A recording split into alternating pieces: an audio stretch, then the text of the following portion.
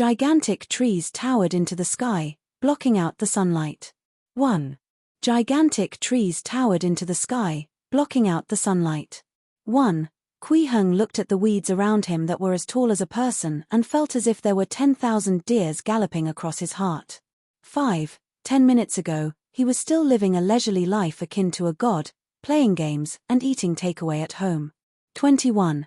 How did he suddenly transmigrate into such a primitive forest? 7.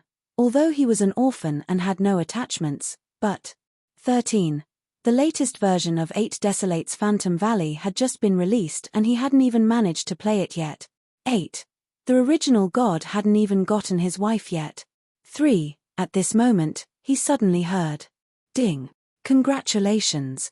You have awakened the omnipotent immortal cultivation system. The system will serve you wholeheartedly and protect your path to immortality. 29. System. Kui Heng's eyes lit up, and he beamed with happiness.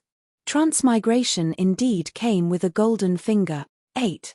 The novels didn't lie to me. 9. It was worth it that I was a VIP who supported the official subscription for the web novel platform. 76. System. What functions do you have? Kui Heng was about to ask about the system's function when a red light suddenly flashed before his eyes. Alert! Alert! Detected that this world is a high-level immortal world. Immortal kings are everywhere and there are countless ferocious beasts. Your environment of growth is extremely harsh. 20. In order to ensure your healthy growth, you can claim a set of novice protection perks. 3. Do you wish to receive it? 5. A shrill alarm sounded in his mind. Kui Heng was instantly dumbstruck, and then he hurriedly nodded. Receive, I must receive it. What a joke. This was a high-level Xianxia world. 7. Immortal kings were everywhere. Immortal kings. Those were existences that supported the high heavens and deep seas. Even if an immortal king used one hand to bring up an original emperor city, he was still an existence who was unmatched in this world. 10. A weak mortal like him probably didn't even have the qualifications to be cannon fodder in this dangerous world. If there were no newbie benefits, his path would definitely be fraught with death. Congratulations! You have received Novice Protection Perks, X8. Beginner's Space, an independent small world with absolute defense. The beginner's space will automatically wander the void spaces between the myriad worlds to avoid being discovered by powerful beings. You won't be harmed here. 9. Beginner's Hut, a 3-story villa with a large garden. The total area is 1,000 square meters. Additionally, it is equipped with a full set of furniture and appliances. It will automatically supply electricity without limit. 20. Beginner's Farm, automatically produces all kinds of crops. Every day, it will produce different types of food, vegetables, meat, and so on according to your preferences. 25. Beginner Strongman, a beginner yellow-scarved strongman with weak dharmic powers. He is good at moving heavy objects, dusting, cleaning, washing pots and dishes, and cooking. He is also good at following orders. 18. Beginner's Treasure Robe, a Dao robe with weak dharmic powers. It's warm in winter and cool in summer. It can drive mosquitoes, bugs, and dust away. You can change the style of the clothes at will. 13. Beginner's Flying Sword, a flying sword with weak dharmic powers. Can only be activated at the 3rd level of Qi refinement. It can be used to chop wood, or cut vegetables and fruits. 5. Beginner's Meditation Chamber, a meditation chamber with weak dharmic powers. Cultivating inside can increase your cultivation speed by 10%. 1. Beginner's Immortal Cultivation Technique, a weak but mystical cultivation technique. You can build a relatively basic cultivation base with it. 17. A series of notifications rang out. 3. Kui Heng only felt streaks of golden light flashing before his eyes, and the surrounding earth started shaking. At the same time, a golden light curtain descended, enveloping the entire forest region. It condensed into a small sun and a small moon hanging in the sky, forming an independent small world. Soon after, he realized that his clothes had changed as well. From his original baggy pants and short-sleeved shirt, he had changed into a gorgeous robe with colorful light effects. It was very cool. 7. There was also a 10-centimeter long sword and a book in his wide sleeve. They should be the beginner's flying sword and beginner's immortal cultivation technique. 16. Rumble. Accompanied by loud noises, a 1,000 square meters area of the primitive forest in front of him was razed to the ground. A 3-story garden villa was instantly raised up, and a farm took shape not far away. 3. Bang. A 3-meter-tall muscular man descended from the sky. 14. He was dressed in yellow and knelt on one knee respectfully in front of Kui Heng. The strong man cupped his fists and greeted, "Greetings, Master Immortal." 17. In less than 10 seconds, the scenery before Kui Heng's eyes had been turned upside down. He was dumbfounded by what he saw, but he was shrieking excitedly in his heart. However, he soon discovered the introduction segment under the novice perks. Note: the above benefits are limited to novices, effective for only 300 years. If you want to continue enjoying the perks after the novice period, you need to pay the corresponding recharge fee. 7. The charging channel will open after you pass the novice stage ##. Ridiculous. Kui Heng couldn't help but visualize a bespectacled middle-aged man and a smiling penguin in his mind. 18. After a while, he finally calmed down. He started thinking about his future. Since I've already transmigrated to such a dangerous world, cultivation is a must. Otherwise, I'm afraid I'll die on the spot after 300 years. My primary goal is to quickly increase my cultivation. 1. Even if I can't become an immortal or Buddha in 300 years, I should at least be able to cultivate to the return to void stage or Tao integration stage or whatever, right? If I really can't do it, I should at least be able to reach the soul formation stage. With that strength, it shouldn't be difficult to gain a foothold in immortal territory and have the power to protect myself. 22. Hence, with a determined heart, Kui Heng walked into the villa. He ignored the fridge full of cola and desserts, as well as the top-grade computer, and headed straight for the meditation chamber on the top floor. 25. He took out the beginner's immortal cultivation technique from his sleeve and started reading it carefully. The full name of the cultivation technique was Beginner's Immortal Cultivation Technique, from Initiate to Ascension.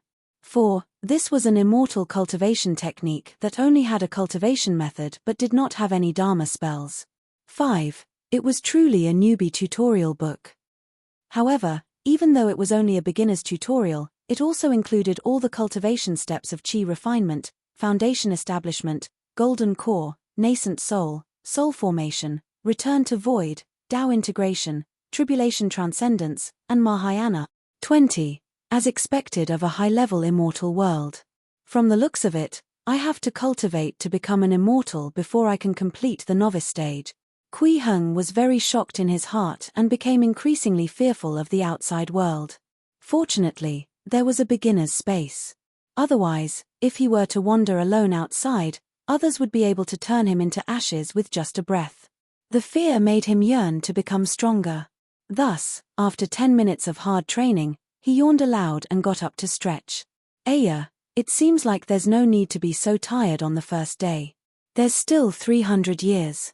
Let's take a look at that top-grade computer first.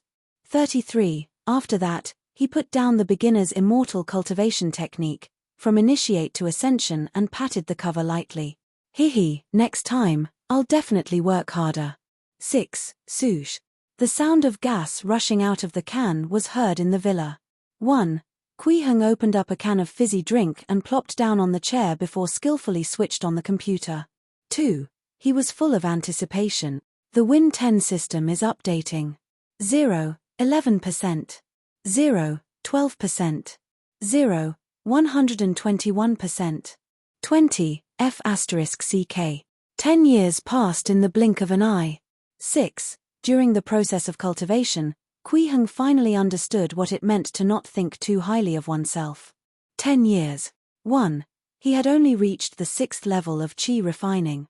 8. At this rate, it would be a miracle if he could form a golden core within 300 years, let alone become an immortal or Buddha 300 years later. I'll just be an ant at the golden core stage. Am I going to step into this world filled with immortal kings? Kui Heng's heart was filled with endless sorrow. He could only recognize reality. He wasn't some heavenly genius with a primordial divine body, innate Tao fetus, or invincible divine body. 1. He was just an ordinary person. 1. Hence, he continued to wake up early every day, cultivate, collect food, let the yellow-scarved strongman cook, eat, play games, drink coke, and cultivate. 18. But one day, when Kui Heng was collecting vegetables at the farm, he suddenly saw a dirty figure falling from the sky. The figure landed directly on the beef tendon that was just produced today. 1. He was stunned. What is going on? How did someone come in? 5. System. What's going on? Why did someone come in? System. What's going on? Why did someone come in? Kui Heng urgently called the system in his mind. He was panicking. After all, according to the system's previous detection, this world was a high-level immortal realm. Immortal kings were everywhere, vicious beasts endless. Even a child who only knew how to drink beast milk could easily exert millions of units of strength. 5. Although the figure that descended from the sky just now only looked like a 12 or 13-year-old boy, who could guarantee that he did not have earth-shattering power? 2. What if it was the son of a celestial the Arch coming to the lower realm to act cool? No, train. 4. His body, which was only at the 6th level of chi refining, would definitely not be able to withstand it. Hello. Omnipotent immortal cultivation system at your service. The system will protect your path to immortality. 1. As the beginner's space travels through the void gaps between the myriad worlds, it will often come into contact with different heavenly planes. The spatial rules of some planes are unstable, and there will be signs of living beings passing through the void gaps and falling into the beginner's space. 3. Creatures who accidentally leave their original world will be pulled back by their original world. They will leave in 12 days at most and return to their original world. I see. Kui Heng heaved a sigh of relief after hearing the system's explanation. Even if it was a high-level immortal realm, there would definitely be many low-level planes. For example, the mortal world etc. 1. Generally speaking, the space of such a low-level plane was usually quite unstable. He, who had read a lot of novels, knew these things very well. 5. Moreover, after he relaxed, he realized that this was the beginner's space. He would not be harmed here. Even if a real big shot dropped in, it didn't seem to be a problem. 2. After thinking through everything, Kui Heng's mood completely relaxed. 4. He walked into the farm and observed the figure that had fallen from the sky. It was a little boy who looked to be about 12 or 13 years old. He looked ordinary. His clothes were ragged, and his skin was dark. He was thin and shriveled, and he looked as if he was wrapped in only skin and bones. On his head was a crooked ring scar. From his looks, he seemed like a young novice monk. 2. Except, this kid had grown a lot of hair. 2. Hungry, so hungry, so hungry. The little boy mumbled unconsciously as his body curled up and trembled slightly. Kui Heng went silent for a moment before he sighed. Who asked me to be so kind-hearted? I'll save your life. 2. It was rather lonely staying here alone for 10 years. 5. It was rare to have someone to talk to. 4. That's not a simple matter at all. Hong Fugue opened his eyes with great difficulty and then immediately closed them again. 1. That was because he saw a ball of light that was emitting bright white rays above him. It was rather dazzling. After a long while, he slowly opened his eyes. After barely adapting to the light, he could clearly see his surroundings. The walls were as white as snow, the decorations were exquisite, the tables and chairs were neat and clean, and the bed he was lying on was actually covered with snow-white satin. Where is this place? Hong Fugue was extremely confused as he looked up at the large light ball. Could this be the world after death? But why do I still feel hungry after death? 2. Creak. The door was pushed open and a youth wearing a snow-white robe walked into the room. He was handsome and had an elegant temperament, as if he was a deity that had descended from the heavens. 14. When Hong Fugue saw him walking over, he was stunned for a moment and asked doubtfully, Are you an immortal from the sky? I'm just a mortal walking on the path to immortality. Kui Heng smiled and came to Hong Fugue's bedside. How is it? Do you feel any discomfort? 8. No, it's just. Hong Fugue hurriedly shook his head. However, right at this moment, His stomach suddenly started growling. Ha ha ha, you must be hungry. Kui Heng laughed before looking at the empty space beside him. He uttered softly, Yellow-scarved strongman, where are you? 6. Yellow-scarved strongman? Hong Fugue was somewhat confused. He did not know what Kui Heng was saying to the void, but the scene that appeared in front of him left him dumbfounded. The empty space was like a lake that had been broken by a rock, rippling.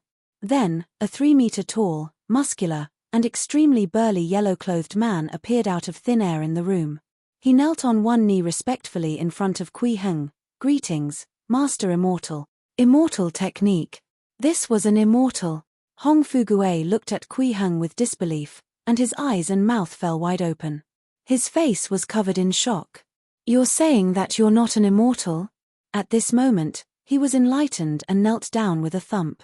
He prostrated on the ground and said respectfully, Venerable Immortal, please give me the method to save the world. This. Kui Heng suddenly felt a numb feeling on his scalp. He only wanted to get the yellow-scarved strongman to bring some food over. Why did this kid suddenly kneel down? This kid indeed came from a mortal plane from the Shenxia world. 3. So ignorant. 3. Get up, have something to eat first. Kui Heng raised his hand lightly, and a wave of invisible dharmic powers surged out, directly dragging Hong Fugue to stand up. 3. Although he didn't know any dharma spells, his dharmic powers itself possessed a certain mystical characteristic. It was quite easy for him to accomplish this. But in Hong Fugue's opinion, this was a true godly technique. He controlled his qi through the air and made a person stand up. This was a legend of the pugilistic world, something that only the gods of the land could do. 3. He was even more certain that his benefactor was a reclusive immortal. However, Hong Fugue did not continue to kneel and worship Kui Heng. Instead, he listened to Kui Heng and waited for dinner.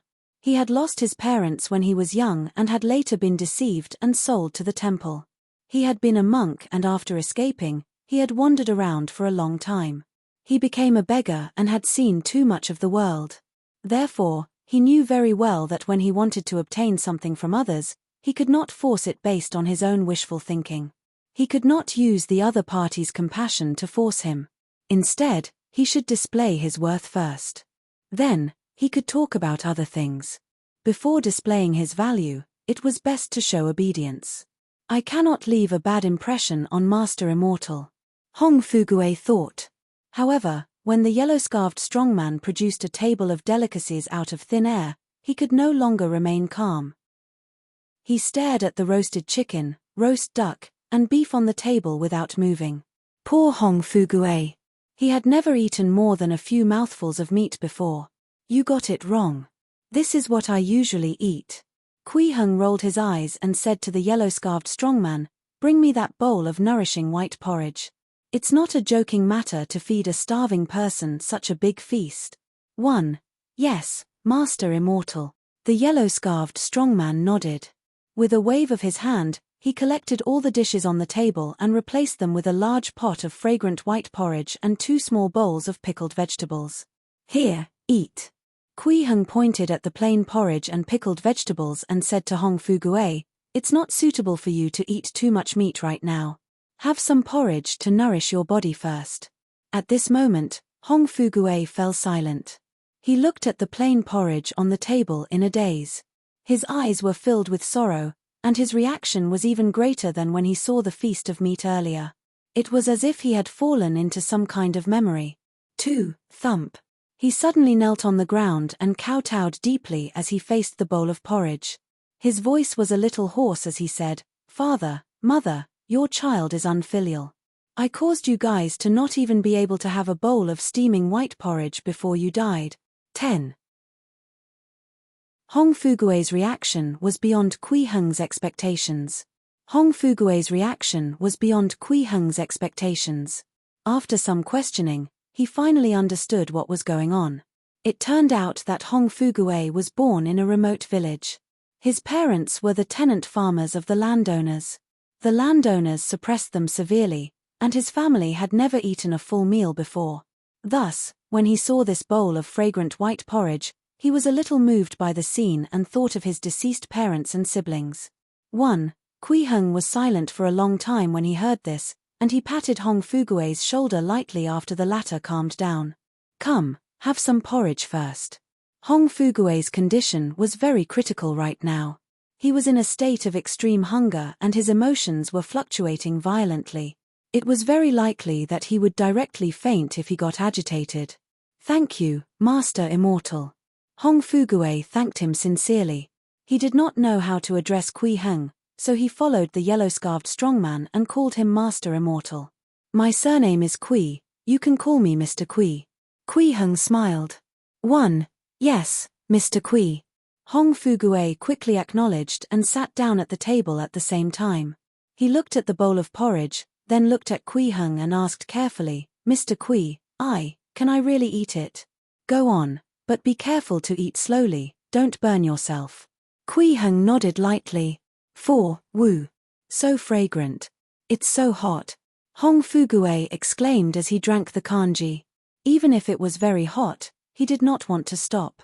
After all, he had lived for more than 10 years and had never eaten so happily like today. 1. Kui Heng did not stop him and just watched from the side. The rice used for the kanji was not ordinary. It was the spirit rice produced by the beginner's farm. Not only was it fragrant and delicious, it also contained minute amounts of spirit energy. It was rich in nutrition, and pervaded every cell noiselessly. It would not be overnourishing. 1. Kui Heng had a good impression of Hong Fugue. This kid was a pitiful person who had suffered a lot. 3. A mere bowl of plain porridge was nothing to him, but it was enough to give this poor kid unprecedented happiness. Furthermore, he had been alone in this beginner's space for 10 years. If not for the yellow-scarfed strongman, he would have even forgotten how to speak. 1. However, the yellow-scarfed strongman was only a robot that obeyed every word. It did not have any true intelligence. 6. Now that a human who could communicate normally had come in, he naturally wanted Hong Fugue to become healthy. Even if it was just for him to have someone to talk to, it was still good. He could also learn more about the outside world. Hong Fugue wolfed down the food. In less than a minute, he had finished the entire bowl of porridge. Naturally, the 2 bowls of pickled vegetables had also disappeared. His stomach felt warm and full, and a sense of happiness that he had never felt before welled up in his heart. However, Hong Fugue didn't linger on the feelings of satisfaction in his stomach.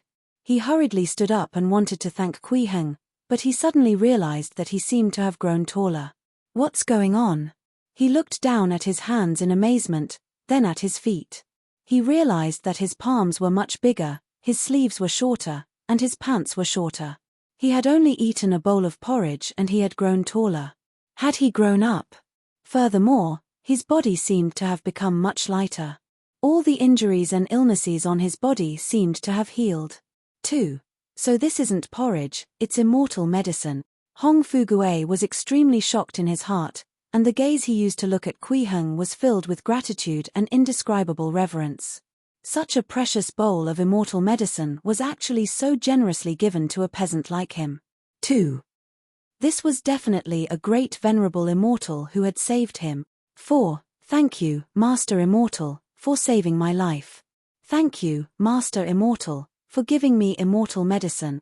Hong Fugue was so excited that he didn't know how to express himself. He simply knelt down and kowtowed again, kowtowing to Kui Heng as if he was thanking God and Buddha. It's just a normal meal. Kui Heng shook his head and smiled. He raised his hand and asked Hong Fugue to stand up. Don't kneel down again. You can just address me as Sir. There's no need to call me Master Immortal anymore. 3. Have you seen a Master Immortal at the 6th level of Qi refinement before? The yellow-scarfed strongman's manner of address was just a system setting. It was fine if he couldn't change it, but to be called that by others made him feel somewhat guilty. 1. Yes, Sir. Hong Fugue hurriedly nodded before asking respectfully, Sir saved my life and bestowed me with immortal medicine. My life is yours, Sir. If you have any instructions, please feel free to tell me. He didn't ask for the method to save the world, and he instead placed his attention on repaying Kui Heng's kindness. Didn't you want the method to save the world? Kui Heng smiled. I haven't even repaid your kindness, so how would I dare to ask for the sacred techniques? Hong Fugue shook his head. Then just accompany me to talk first and play some games with me. The corners of Kui Heng's lips curled up slightly. He smiled and said, follow me, I'll teach you what PS5 is. 19. Musical fart dance. Hong Fugue looked confused. He felt that the immortal's words were really mysterious and unfathomable. 6. For the next 3 days, Kui Heng was in no hurry to ask Hong Fugue about the situation outside. He brought Hong Fugue to play games, eat, farm, and talk about some trivial matters. He was very relaxed. Compared to the 10 years of living alone, Kui Heng felt that these were the best 3 days of his life. In this state of mind, he felt that the bottleneck he had stagnated at for more than a year had actually loosened. That's right, a mere 6th level of qi refining had caused him to stagnate for more than a year. 4. This was also one of the reasons why he came to accept his reality. True enough, I have to maintain my happiness in order to cultivate, Kui Heng thought to himself. As for Hong Fugue, the 3 days in the immortal realm could be said to be exceedingly mystical. He had seen too many strange and bizarre immortal treasures. For example, there was no need to use any keys. He only needed to press lightly on the lock to open the immortal door. There was no need for wax. Just a single sentence could switch on the immortal lights. 6. There was no need to light a fire to boil water. He only needed to put some water into the immortal pot and it would automatically boil. And the most amazing thing was naturally the musical fart dance. 10. It was not a kind of dance, but an immortal treasure. This magical equipment could display all kinds of scenes on a light screen. Some were terrifying and sinister, while others were marvelous and magnificent. It seemed to contain countless worlds. 4. What was even more bizarre was that a mere mortal like him could actually use this magic weapon to control the living beings of these worlds. It was too unbelievable. Perhaps only an existence that had complete control over these worlds could give such great authority to a tiny mortal like him. In just 3 days, in Hong Fugue's heart, Kui Heng had gone from being a reclusive immortal to a supreme existence that controlled countless worlds. 1. One morning, Hong Fugue walked out of his room and was about to greet Kui Heng. But the moment he stepped out, he saw the sun and moon shining brightly in the sky. At this moment, a figure who seemed to be bathed in the radiance of the sun and moon, slowly ascended to the sky. Kui Heng had broken through. 7th level of qi refinement. 5. What was it like to be in the 7th layer of qi refinement? What was it like to be in the 7th layer of qi refinement? Kui Heng could clearly feel that his body was more than 10 times stronger than before.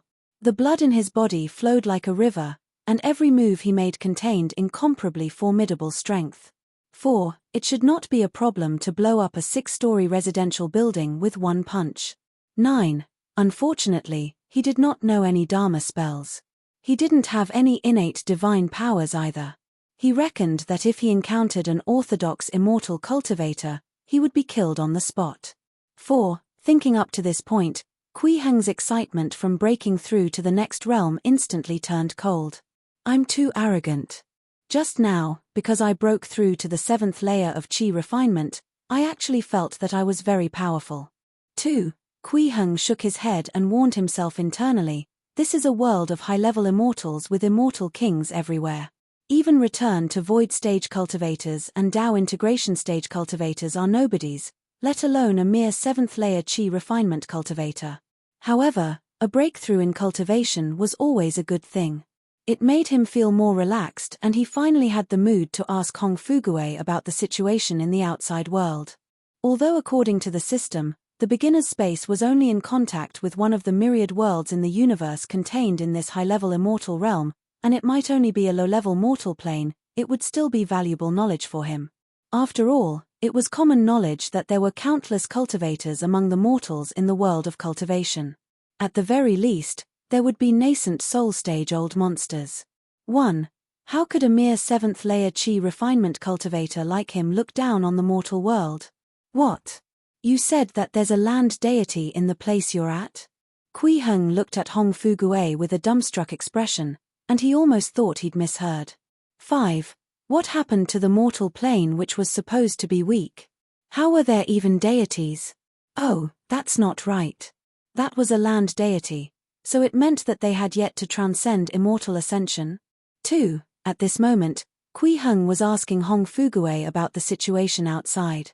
At first, it was okay. In Hong Fugui's description, the place he lived in was a dynasty that had flourished for more than 200 years. It was a violent state apparatus used by the military to maintain the regime. But as he talked, Kui Heng felt that something was wrong. Other than the mortal dynasties, there were also Buddhists, Taoists, and various other sects. According to Hong Fugui's description, sects were high and mighty, especially Buddhism and Taoism. They had a long heritage and possessed extraordinary power. They didn't care about the power of the dynasty at all. Moreover, it was rumored that within some ancient sects, there were even land deities who lived in seclusion, possessing inconceivable power. They lived a long life, watching countless imperial courts rise and fall. This was ridiculous. Kui Heng quickly figured out the actual situation of the outside world through his own experience. The place where Hong Fugui lived was indeed a mortal world, and it should be a relatively common cultivation world. In this world, immortal cultivation sects were above mortals and controlled the survival of mortal empires. From a certain perspective, this so-called dynasty was just the sect's granary, bank, and admissions office. Those land deities were most likely immortal cultivators with high cultivation bases. Quite likely, they were at foundation establishment or golden core. 2. Although this was much safer than a high-level world where immortal kings roamed freely, the safety factor was very limited. He was just a small fry in the 7th layer of Qi refinement realm. If he encountered a foundation establishment cultivator, he would die without leaving any fragments. After all, the common world of cultivation had another name, the Triad cultivation world. Hong Fugui was a little puzzled.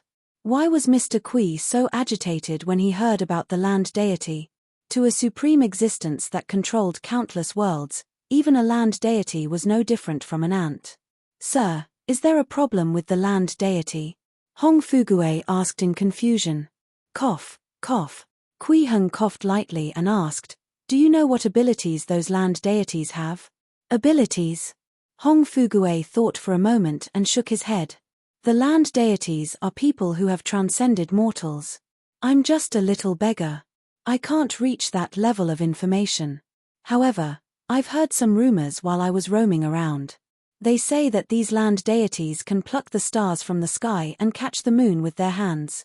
They can carry mountains and seas. They are incredible immortals. 1. This was what he had heard from the scholar in the tea house. So that's how it is. Kui Heng nodded when he heard this, and he seemed to have fallen into deep thought.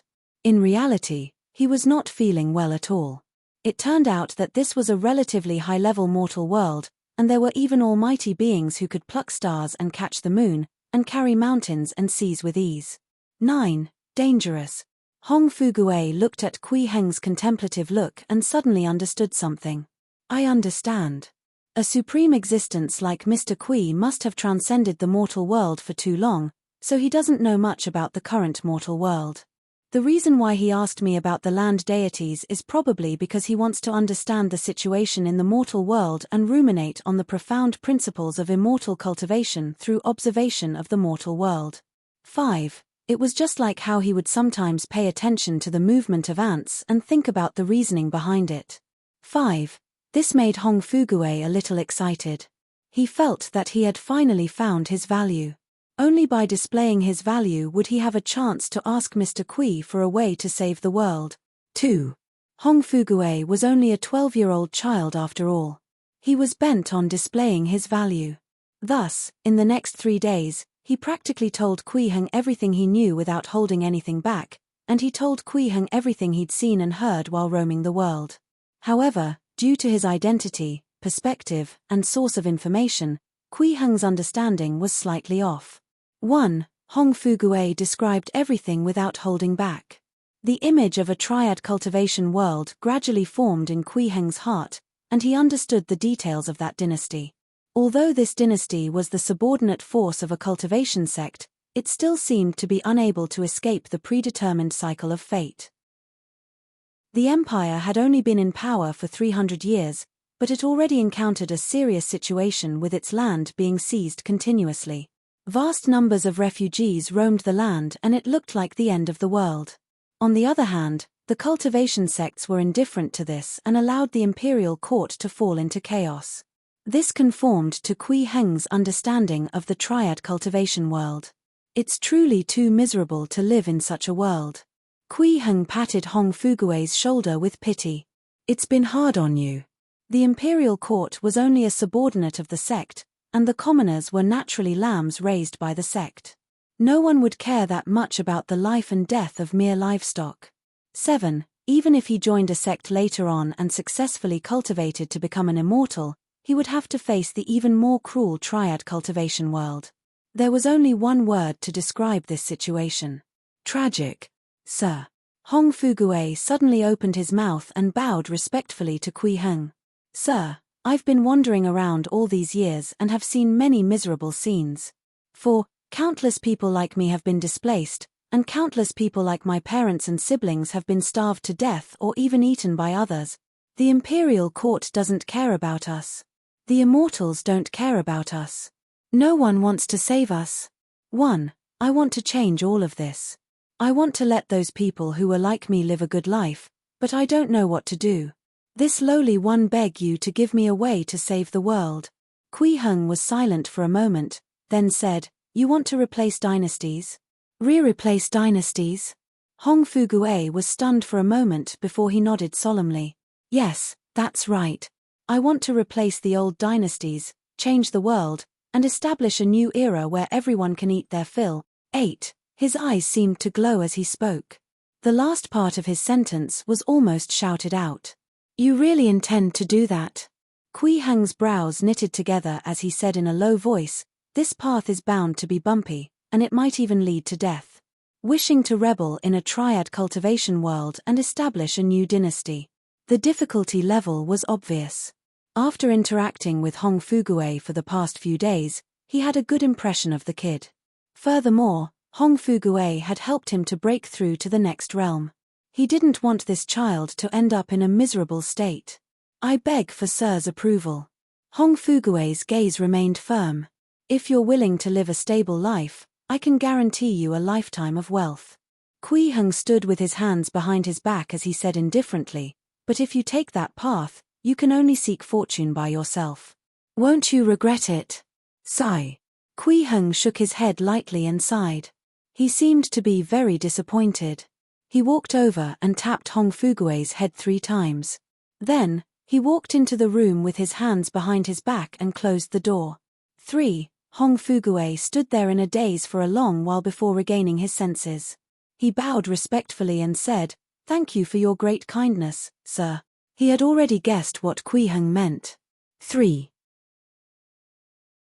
At midnight. Hong Fugue entered the villa from the back door and saw Kui Heng sitting on a chair in front with his back facing him. He didn't dare to say anything. He just knelt there and waited quietly. After a long while, Kui Heng shook his head lightly and sighed. Since you've comprehended it, I'll teach you some techniques. 4. Hong Fugue was overjoyed when he heard that and hurriedly said, Thank you, sir. Kui Heng stood up and walked forward with his hands behind his back as he said, Follow me to the study. He did not really want Hong Fugue to take that path. But Hong Fugue was determined. Hence, he used the meme from Journey to the West.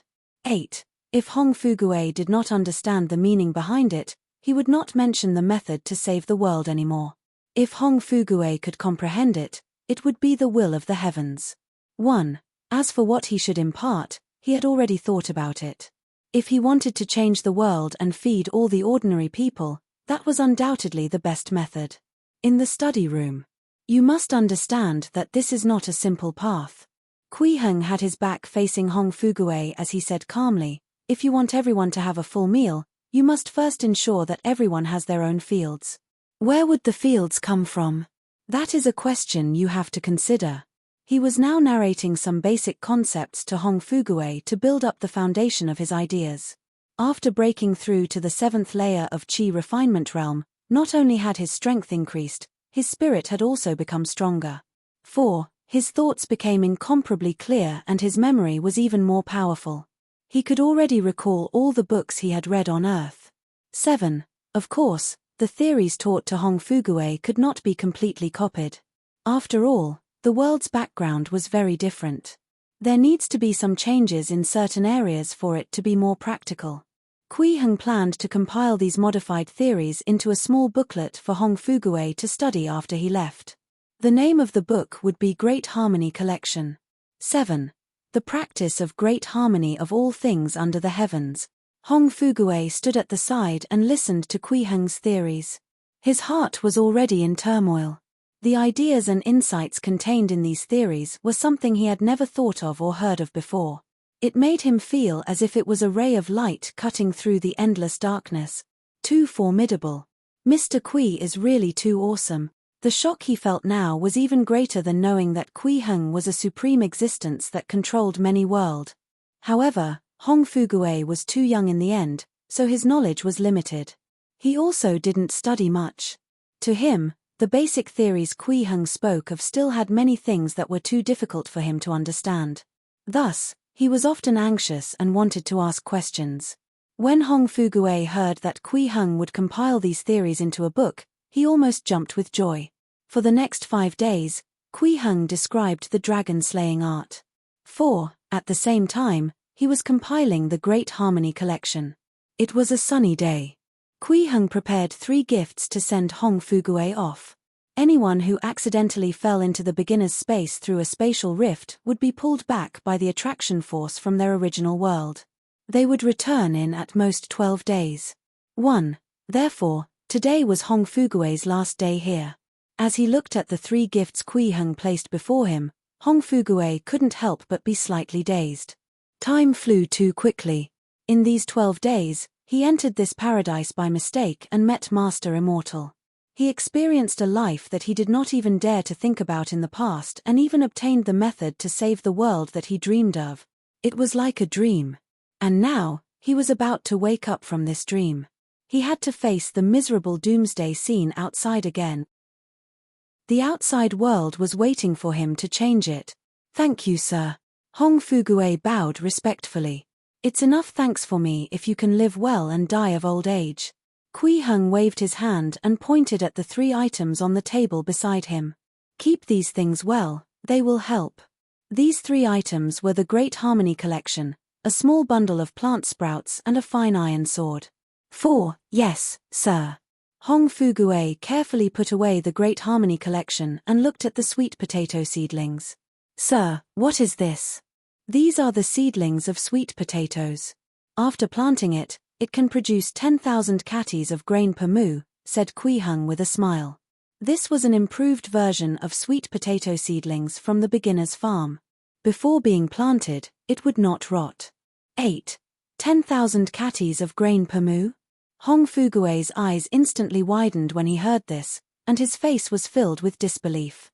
If these words hadn't come from Kui Heng, he wouldn't even dare believe it. How could there be such crops in the world? This was definitely immortal grain. If you're really able to gain power, then you can plant these stalks. You'll know when the time comes. Kui Heng picked up the sword again and said, "This is something I gave you to protect yourself with. It contains some of my dharmic powers, and it can be utilized 9 times. Although the dharmic powers contained in the sword was only at the 7th layer of the Qi refinement realm and was of no use against high-level immortal cultivators, Hong Fugui could only focus on the battles in the mortal world if he wanted to replace the dynasties. He could not fight against the immortal cultivators head-on. 6. Thus, this sword should be enough. Thank you, sir. Hong Fugui was extremely grateful to Kui Heng. He wanted to bow and thank him, but Kui Heng stopped him with his dharmic powers. Being able to live to the end of your life is the best form of gratitude. Kui Heng smiled. 6. Yes, sir. Hong Fugui nodded heavily. 12 days had passed. Kui Heng saw Hong Fugui's body light up with an extremely strong golden light, and he disappeared from the beginner's space. This was the power of the laws of a world. With Kui Heng's current cultivation, He was utterly unable to comprehend it. He stood there for a while, looking up at the sky, then at the beginner's hut not far away. Finally, he shook his head and chuckled. I'm alone again. 2. Another 20 years passed. Kui Heng's cultivation realm had broken through to the 9th layer of qi refining. Compared to those geniuses, this cultivation speed was simply infuriatingly slow. In many cultivation novels, they were not even qualified to be the cannon fodder that was slapped in the face by the protagonist. However, the current Kui Heng was already used to this sort of cultivation state, and he wasn't as impatient as before. One step at a time. It was not bad to cultivate steadily. 30 years later, he successfully formed his Dao foundation and stepped into the foundation establishment realm after trudging forward step by step. 40 years later, he finally completed the early stage foundation establishment realm cultivation in preparation to break through to mid-stage foundation establishment. Time passed quickly. It had already been 100 years since Kui Heng transmigrated. It had been 90 years since Hong Fugue had accidentally entered this place. On this day, Kui Heng came to the beginner's farm to collect food. When he received a piece of beef tendon, he opened his mouth that hadn't spoken for 30 years and chuckled. So many years have passed. I wonder if that kid has fulfilled his aspirations, and if he has passed away. At this moment, the sky that had not changed for 90 years suddenly rippled again.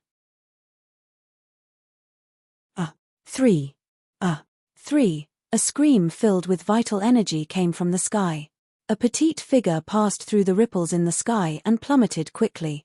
The person who fell in this time is really energetic. Kui Heng laughed when he heard the voice. Immediately after, he raised his hand gently and used his dharmic powers to push the airflow, holding the figure descending from the sky in the air to prevent her from falling straight down. 6. This was not a dharma spell, but a simple technique that he had come up with to use dharmic powers. 4 foundation establishment cultivators, dharmic powers were no longer just energy stored in their bodies. Instead, it had completely become a part of his body. Therefore, although he did not know how to turn this part of his body into spells like fire, water, wind, and thunder, it was not a problem to develop some special usage methods. With the support of Kui Heng's dharmic powers, this new visitor from outer space slowly descended.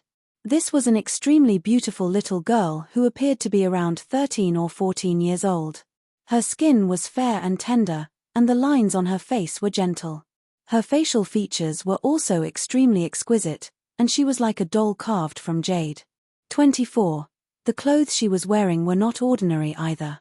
She was wearing a dress made of moon-white satin with golden patterns embroidered on it.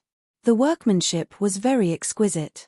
She wore a jade hair accessory inlaid with gold on her head and a warm jade pendant on her slender waist. She could be said to be donned in silk and satin with gold, silver, and jade. 5. Just the price of this outfit alone was enough to last Hong Fugue for a lifetime. 1. This should be a rich young lady. Oh, that's not right. She was too young to be called a lady. Kui Heng sized her up again. 1. For now, he could only call her Little Miss. Kui Heng wanted to go over and greet her, but when he opened his mouth, he didn't know what to say. He thought to himself, such a young lady suddenly came to a strange place. Seeing a stranger like me, would she be afraid? However, right at this moment, the little girl had already skipped over, and her large eyes flickered as she looked at Kui Heng with extreme curiosity and said happily, "Big brother, you're so awesome. Are you an immortal?" She did not seem to be afraid of strangers at all. "I'm just." Kui Heng wanted to explain just like when he met Hong Fugue previously. "You must be an immortal, right? Big brother." The little girl seemed to have made up her mind about this. She was so excited that her cheeks turned red, and her eyes were filled with admiration. Before Kui Heng could finish explaining, she asked, "Can I call you Big Brother Immortal?" "Ari, just call me Mr. Kui."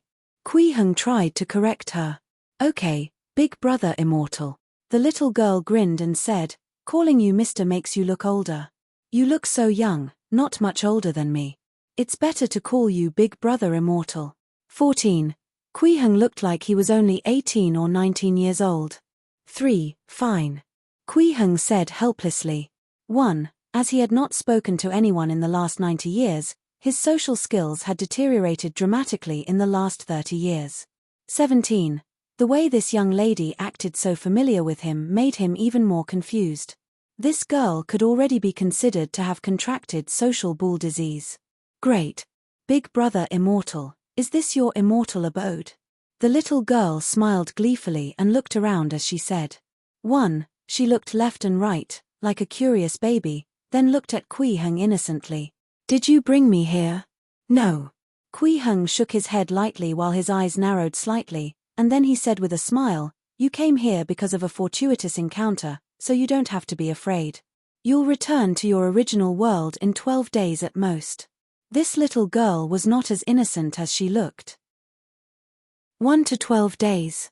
There was a flash of unnaturalness in the little girl's eyes. The smile on her face stiffened slightly, but it quickly returned to its natural state. She said somewhat dejectedly, why is it only 12 days? Big brother immortal, can you let me stay in this immortal abode for a little longer? 2. You'll naturally understand in 12 days, said Kui Heng with a smile. After all, he was a foundation establishment cultivator, so he was quick-witted and easily familiarized himself with normal social conversations again. 8. I see. The little girl looked enlightened. She tilted her little head slightly, looking very cute. However, her tone was a little lower than before, as if she didn't know what to say next. But she quickly changed the topic. My name is Jiang Chichi. Big brother immortal, what's your name? 2. Kui Heng, Heng as in eternal. Kui Heng didn't hide his name, so he said it directly so that the little girl could feel more at ease. 1. Even the name of brother immortal has the feeling of immortals. Jiang Chichi said with a smile, do immortals exist forever? This little girl must have come from a praising group. Kui Heng couldn't help but complain in his heart, but he still maintained a smile on his face. I'm just an ordinary person. 1. 3. Big brother immortal, someone like you. Jiang Chichi was about to continue with her compliments when a sudden noise from her stomach interrupted her words. Grew. 4. She was hungry. Due to her obsession with martial arts, she did not even have time to eat lunch before she fell into this beginner's space. Haha, let's go and eat something. Kui Heng laughed. Jiang Chichi's eyes flashed with hesitation, but she quickly made up her mind. She nodded and said sweetly, thank you, big brother immortal. 1. Kui Heng brought the little girl to the door of the beginner's hut and pressed his finger lightly on the fingerprint scanner. With a light mechanical sound, the door opened. Wow, that's amazing. Jiang Chichi's eyes widened as she exclaimed in admiration, is this the house that the big brother immortal lives in? It's really amazing. Kui Heng was a little embarrassed. He didn't say anything and just walked in. However, Jiang Chichi did not follow him. She stood at the door and seemed a little nervous. She looked at Kui Heng and asked in a soft voice, can I really go in directly? I'm just a mortal. Come in and eat something. Kui Heng didn't know whether to laugh or cry. Okay. Jiang Chichi clenched her small fists, slightly puffed out her chest, and walked in. However, at this moment, the artificial intelligence sprite detected someone other than Kui Heng walking into the room. It immediately turned on the voice message to greet her. Hello. Welcome, esteemed guest. 4. Jiang Chichi cried out in alarm, clearly startled by the sudden appearance of this voice. She really jumped up. Her head almost hit the ceiling. What is this? Jiang Chichi looked around in bewilderment, but she couldn't see a third person. This house is talking, don't worry about it. Kui Heng smiled. He couldn't possibly explain to this young lady what artificial intelligence was and what intelligent home appliances were. Having not interacted with anyone for decades not only reduced his social skills but also his desire to talk. 1. So it's like this. Big brother immortal's house is really amazing. Jiang Chichi was actually even more shocked in her heart. The house could actually speak. 7. Could this really be the place where immortals lived? Was this young man who was only a few years older than her really an immortal who had lived for a long time? 2. Go sit at the dining table over there. Kui Heng pointed in the direction of the dining room and said, "I'll cook 2 bowls of noodles." 3. With the previous example of Hong Fugue's shock in mind, Kui Heng did not directly call the yellow-scarfed strongman over. While Kui Heng was cooking the noodles, the little girl once again fell into a state of confusion. How could he boil water without a fire? How did he cook the noodles? If there was no fire, why was the water boiling? Why did the smoke surge upwards on its own and not scatter around? Many things were incomprehensible to her. Could it be that this person was really an immortal? But she did not dare to ask too much. 1. After eating the noodles, Kui Heng did not continue talking to Jiang Chichi, nor was he in a hurry to ask her anything. Instead, he brought her to the 2nd floor and pointed to a bedroom for her to rest in. Then, he returned to the cultivation room on the 3rd floor. The best way to reassure a young girl of her age was to do nothing first. The door was already firmly blocked by tables and chairs. The windows were locked, and the curtains were drawn. The room was completely dark. At this time, Jiang Chichi was curled up at the foot of the bed, hugging her legs. Her long black hair was loose, and she buried her face in it. Her petite body couldn't help but tremble, and from time to time, she would let out whimpering sounds. She was no longer as lively and cheerful as before. "Daddy, Mommy, where are you?" 4. I'm so scared. 2. She was just a 14-year-old girl. She was just a 14-year-old girl. One moment, she was practicing martial arts in her own courtyard. She could even smell the fragrance of her mother's cooking. The next moment, she appeared in another place or even another world. 1. How would she react? Of course, it was a mixture of fear, terror, confusion, and various other emotions. If it were an ordinary girl, she would have been scared silly on the spot. But Jiang Chichi was different. She had been intelligent since she was young and was a famous prodigy. At the age of 14, she was already helping out with the family's business and managing a shop alone. 2. If not for the fact that she had been weak and sickly since she was young and was a girl, she could have surpassed her father and completely controlled the family business. Even so, she managed to make the shop she was in charge of the most prosperous one in the family. It far surpassed her 6 brothers. Hence, Jiang Chichi's ability to adapt to sudden situations was extremely strong. When she realized that she had suddenly come to a strange place and was facing a stranger, she immediately thought of a way to deal with it. It was best not to let the other party detect her fear when she was at a disadvantage. If she showed fear, it would easily stimulate the other party's emotions and increase the psychological advantage of the other party, making him even more fearless. This would undoubtedly speed up the rate at which she would suffer. Of course, she did not want to offend the other party because of her words. Hence, she began to heap on praises. This was good, and that was good too. In any case, as long as it was related to Kui Heng, she would praise him. And as long as she started talking, she would go on and on. It was so that the other party's thoughts would follow her initiative. In Jiang Chichi's opinion, with Kui Heng's ability to teleport her here, there was no way she could resist his strength. 2. In such a situation, the best way was to win the other party's favor. She would try her best to prevent herself from suffering any harm. At the very least, it would be good if she could buy some time. At the same time, she was probing for information on Kui Heng in her conversations. She wanted to find a way to save herself from this situation. However, Jiang Chichi soon discovered that Kui Heng didn't seem to be falling for her words. Not only did she fail to guide his thoughts, she didn't even get any valuable information. Instead, she was shocked by this magical house and almost couldn't hide her fear. What happened next exceeded her expectations. After dinner, Kui Heng arranged for her to stay in a bedroom but left without doing anything. She couldn't figure out what this strange and magical person wanted to do. She had even less idea why she was here. All these emotions eventually gathered into fear. Especially in this bedroom where she was alone, it made her emotions even more agitated. Hence, she became like this. After a long time, Jiang Chichi slowly raised her head. Her originally bright eyes were now red and swollen from crying. She got off the bed and opened the curtains, only to realize that the moon was already hanging high in the sky. The pitch-black night sky was like ink, and there were no stars that flickered, making the dark sky seem boundless. In the middle of the night sky, the bright silver moonlight shone through the window and landed on her exquisite face. This kind of night view caused a subtle change in Jiang Qiqi's state of mind. Recalling Kui Heng's appearance during the day, she suddenly stopped crying and smiled. Perhaps this big brother immortal isn't a bad person. Regardless of whether she was consoling herself or finding a path for herself out of helplessness, she finally felt much more relaxed.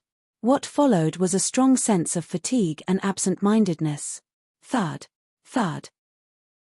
Jiang Qiqi suddenly staggered 2 steps to the side. She hurriedly held onto the windowsill. Only then did she prevent herself from falling. However, her breathing became hurried, and her charming face flushed unnaturally. Her petite body could not help but tremble, and her pair of small feet tensed up. "Oh no, I didn't go home today, and I didn't take any medicine." Jiang Qiqi's consciousness started to fade. Her body had been weak since young and she needed to take medicine every day to regulate her condition. 2. Furthermore, as long as her emotions fluctuated violently, it was very easy for her illness to act up. She would directly faint, and even her pulse would become extremely weak, like a dying person. For the past few years, she had relied on practicing martial arts to calm her mind and stabilize her emotions. On the other hand, the medicine she took every day had the effect of alleviating this illness. Her mood swings were unprecedentedly intense today. Furthermore, she did not take any medicine, so her condition worsened the moment it relapsed. "Daddy, Mommy, am I going to die?" Jiang Qiqi's heart was filled with extreme sorrow and helplessness. She had already entered a semi-conscious state. Right at this moment, she suddenly felt a warm sensation rising from her lower abdomen. In the blink of an eye, it flowed through her limbs and bones, making her feel as if she was soaking in a medicinal bath. A moment later, Jiang Qiqi woke up. To her surprise, she didn't faint, and her condition didn't worsen either. In fact, she even felt much lighter, and her condition was unprecedentedly good. It was as if the illness that had plagued her for more than 10 years had completely disappeared. It was too amazing. Was it because of the bowl of noodles I ate earlier? She recalled the feeling just now and could confirm that it was this warm current that had saved her. This made her feel extremely guilty. That bowl of noodles was cooked by Big Brother Immortal for me. I'm afraid he had long seen through my body's problems, so he cooked those noodles for me to eat and cured my illness. 11. I don't even know where my illness came from. My father and mother searched everywhere for famous doctors, but they couldn't find a way to cure it. Now, it's just a bowl of noodles. He's really a deity. 5. At this point, she had already let down her guard greatly. After all, if such a powerful immortal had any evil intentions towards her, those little thoughts and machinations of hers would be useless. Furthermore, this immortal had treated her illness. He should be a good person. If that's the case, maybe I'll really be able to return in 12 days. Jiang Qiqi's heart was filled with anticipation, and at the same time, the guilt she felt became even stronger. She felt more and more that she was judging a gentleman's character with a petty heart. No, it should be using the heart of a little girl to measure the depths of an immortal. She corrected herself again. Tomorrow morning, I will go and apologize to Big Brother Immortal. Jiang Qiqi made up her mind and finally calmed down. After adjusting her emotions, she felt that the bed and blanket here were actually very soft and comfortable. Before long, she fell asleep. Actually, Kui Heng had not intended to use the bowl of noodles to treat Jiang Qiqi's illness. 6. He really only cooked the 2 bowls of noodles for them to eat.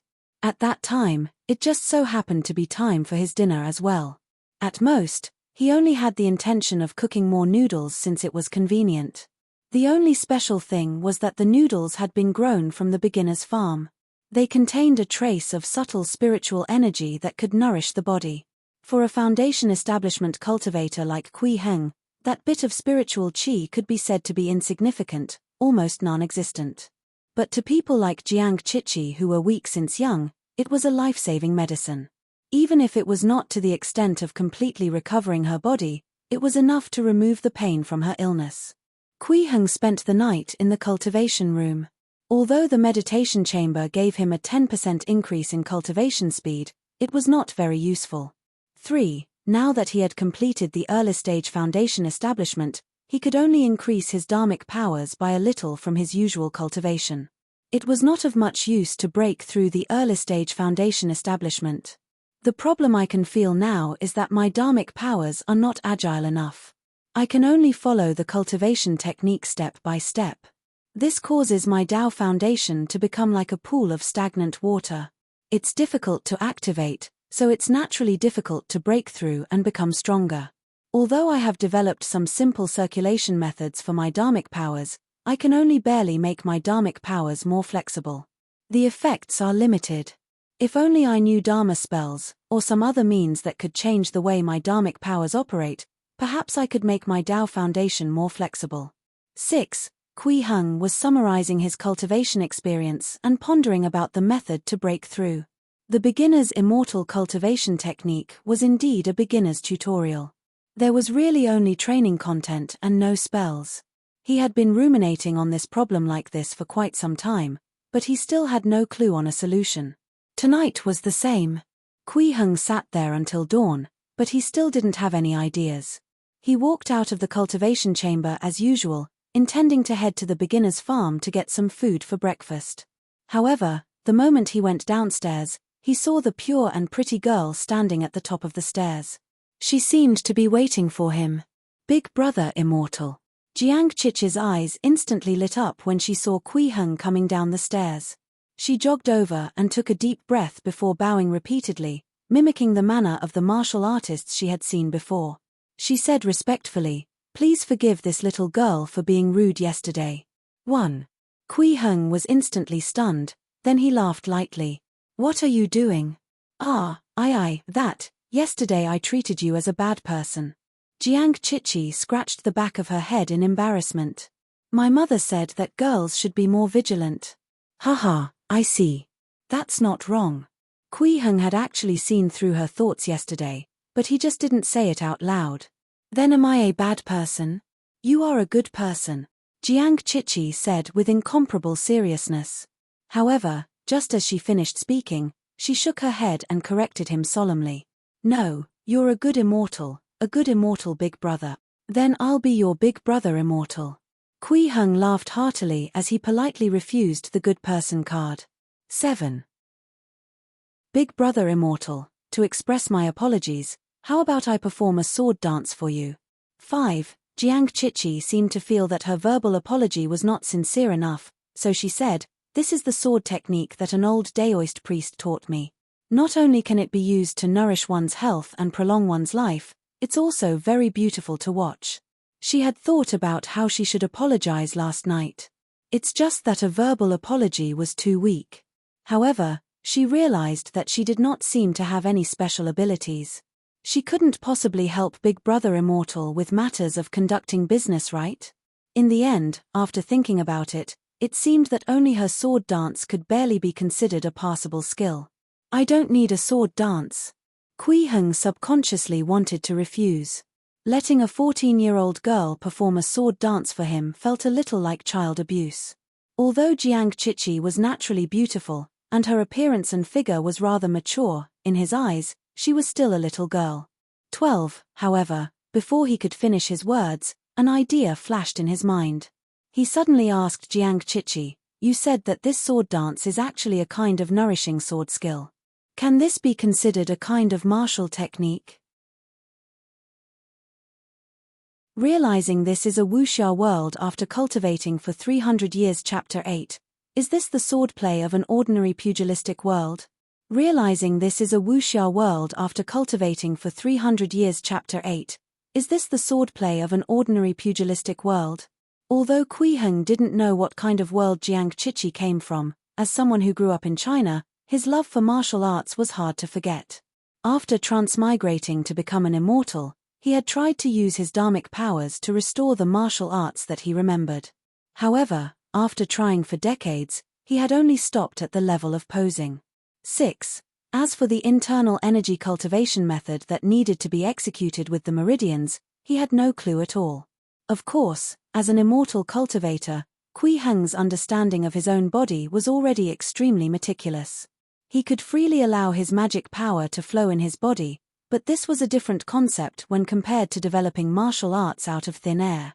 If one were to compare every path of dharmic powers in the body to a number, then these numbers could be in the tens of thousands, hundreds of thousands, or even more.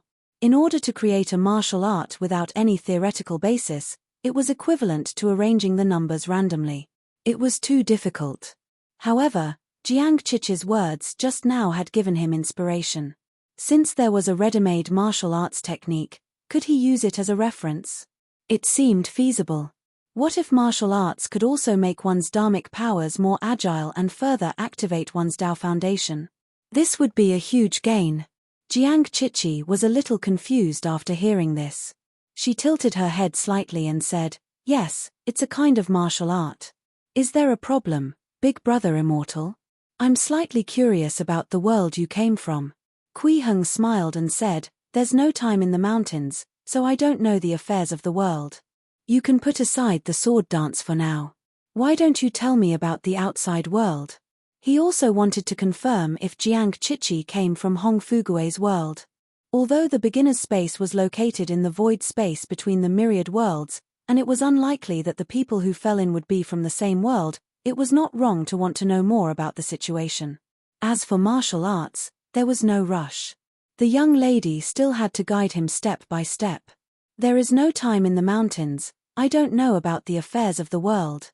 Jiang Chichi muttered these words in her heart, and she felt that Kui Heng's body emitted a bearing that transcended above the mortal world and looked down upon the flow of time. Was this the temperament of an immortal, the life of an immortal? She couldn't help but sigh in her heart.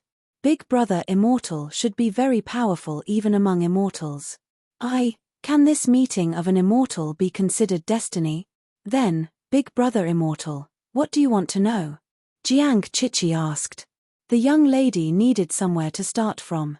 After all, the proposition of outside matters was too broad and she did not know where to start. Let's start from yourself and the things around you. You can talk more bit by bit. Kui Heng smiled and said, "Oh right, there's also the old priest who taught you martial arts." He wanted to confirm the old priest's abilities. After all, even if it was an ordinary mortal plane, it was possible for powerful cultivators to appear from there. Myself. Jiang Chichi was slightly stunned. After thinking for a while, she started to explain, "My family is in Weiyang of Hudong County. My ancestors have been in the fabric business for generations and I have 6 older brothers." Kui Heng listened quietly from the side. In Kui Heng's eyes, the world that Jiang Chichi lived in was a feudal dynasty with a county system. Her family was from a line of wealthy businessmen with a small fortune in the county. At first, she only described the local customs of Weiyang County. After she finished talking about the local affairs, she talked about the situation of the surrounding counties. However, she clearly didn't know much about the other counties and couldn't explain much about them. And much of her information was just based on rumors. In the end, she finished talking about some of the things she had heard about the prefectural city. She had basically finished talking about all the things she knew about the world. In reality, this was the entire world she understood. Kui Heng had asked her about the overall situation of the country, but she only knew that the country's name was Great Jin, and she didn't even know which generation of emperors the current one was. This was actually very normal. In ancient times where productivity was not developed, many ordinary people saw the world as just the place around them. As for the faraway places and even matters concerning the emperor, it had nothing to do with them. They might as well just remember the county magistrate's name and preferences. For a 14-year-old girl like Jiang Chichi to know so much, she could already be considered as knowledgeable. Of course, this had something to do with the fact that she was in charge of her own business. If it wasn't for her mentioning a special group, Kui Heng would have thought that she had come from an ancient world without any supernatural elements. The people in her description were martial artists. This allowed Kui Heng to confirm that Jiang Chichi and Hong Fugue weren't from the same world. Because in Jiang Chichi's description, there was no such thing as a high and mighty god of the land. There were only martial arts practitioners who roamed the world.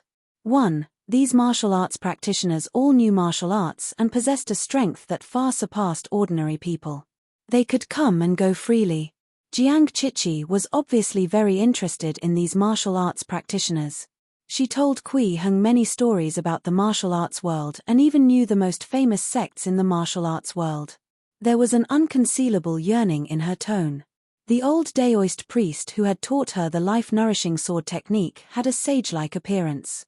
She guessed that he was a senior expert from the #1 sect in the pugilistic world. This information allowed Kui Heng to roughly confirm that the world this beginner's space had wandered into was most likely a martial arts world. The level of power here was probably far behind the world that Hong Fugui had mentioned. It was a pity that Jiang Chichi had never seen a battle between martial arts experts before. She had only seen some ordinary martial arts practitioners fight. Furthermore, she did not know the exact strength of these martial arts practitioners. Most of her knowledge had originated from rumors. Otherwise, Kui Heng would be able to roughly estimate the strength of this pugilistic world. However, according to his guess, no matter how strong a martial arts world was, it couldn't be very powerful. Unless it was a high-level supernatural martial arts world. 6. To think that there would be such a weak world in the immortal realm that's filled with immortal kings. Kui Heng couldn't help but click his tongue in wonder as he sighed emotionally in his heart. There really are all sorts of wonders in the universe. If only he could enter a world like this when he walks out of the beginner's space 200 years later. 2. It'll be simply wonderful. Big brother immortal, do you still want to see the sword dance? Just at this time, Jiang Chichi's soft and delicate voice sounded. Show it to me. Kui Heng returned to his senses and said with a smile, if you have any mantra for qi circulation, you can read it out too. Big brother immortal, are you going to teach me martial arts? Jiang Chichi's eyes lit up and she was extremely excited. She immediately nodded and said, okay. Although she came from a wealthy family, she had yearned to roam the martial world since she was young. She wanted to help the strong and support the weak. She dreamed of becoming a hero of a generation. However, all of these required a strong martial arts foundation. If it was Big Brother Immortal teaching her martial arts, she would definitely be able to advance by leaps and bounds. 1. If she could learn a little bit of his immortal techniques, wouldn't she become the best in the world and dominate the pugilistic world? At the thought of this, she suddenly felt extremely motivated. 1. Jiang Chichi had a good figure. Although she was only 14 years old, she had already matured quite a bit. Her height should be more than 1.65 meters, and her body proportions were excellent. 48. The sight of a girl like this wielding a sword and displaying sword techniques could be said to be pleasing to the eye. 1. Kui Heng was very focused as he watched. Of course, his attention was focused on the swordplay. 5. By the time Jiang Chichi finished her swordplay, Kui Heng had already mastered this set of sword techniques, and he could infer many derivative moves from it. However, to him, the most important harvest was still the qi circulation method that Jiang Chichi mentioned when she was performing the moves. They had given him quite a bit of inspiration. Big brother immortal, how is it? Jiang Chichi's big eyes flickered as she jogged over to Kui Heng. She had just performed a set of sword techniques, and her breathing was a little hurried. Her little face was red and she looked very cute. Not bad. Kui Heng nodded and smiled. It was unknown if he was talking about the swordsmanship or her. Give me the sword, I'll try out the sword moves too. 14. Sure. Jiang Chichi was pleasantly surprised. Was she going to see an immortal attack? Kui Heng took the sword and waved it around slowly. At the same time, he channeled his dharmic powers according to the swordplay mantra. In fact, he did not have much hope for the power of this sword technique. After all, it was just an ordinary sword technique from a martial arts world. He only wanted to use this method of mobilizing dharmic powers to find a way to make his dharmic powers more agile. However, when Kui Heng used this method to activate his dharmic powers and brandished the first sword move, his expression suddenly changed drastically. Not good. Before he could finish his sentence. Clang. A sword chime shook the sky like the cry of a crane. In that instant, it was as if all the sounds in the universe were engulfed by this sword chime. A pure white sword light suddenly burst out from the long sword in Kui Heng's hand. It was like a bolt of lightning that shot into the sky. It pierced through the clouds in an instant. 10. Rumble. Following that, a deafening explosion resounded in the sky. It was as if millions of lightning bolts had exploded at the same time.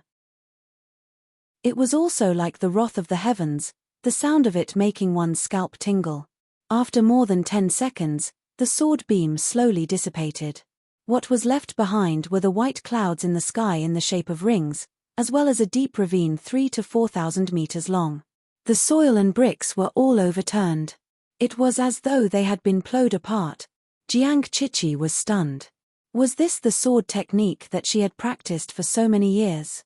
Kui Heng was also stunned. This was a King sword technique from an ordinary martial arts world. 7. It should be a profound martial arts world. The might of this strike was truly ridiculously formidable, and it completely exceeded Kui Heng's expectations. The might of this strike was truly ridiculously formidable, and it completely exceeded Kui Heng's expectations. Initially, he thought that it was just an ordinary swordplay technique from a martial arts world. No matter how powerful it would not be that strong. He did not expect it to be this powerful. The sword split apart the clouds in the sky, and the aftershock created a 3-meter deep ravine on the ground. If he were on Earth, he would be a superhuman. Kui Heng was inexplicably excited. This was the excitement of having powerful strength. Before this, although he had been cultivating for 100 years and had already reached the early stage of foundation establishment, and his physique and mental strength had already surpassed that of ordinary people by countless times, he had yet to grasp the methods to truly unleash such power. It was like sitting on a treasure mountain but not knowing how to use it. He didn't know how much assets he had. Now, along with this slash, Kui Heng suddenly realized that his strength seemed to be quite passable. However, this excitement did not last long. He quickly realized that the sword technique that allowed him to unleash such power was only a kind of nurturing sword technique from Jiang Qiqi's world. Since he could slash out such a powerful sword light, it meant that as long as the people in that world had the same cultivation as him, they could also slash out sword lights with the same power. This was definitely not a sword technique that could be found in a normal martial arts world. Ordinary martial arts worlds did not have the means to develop such advanced swordsmanship.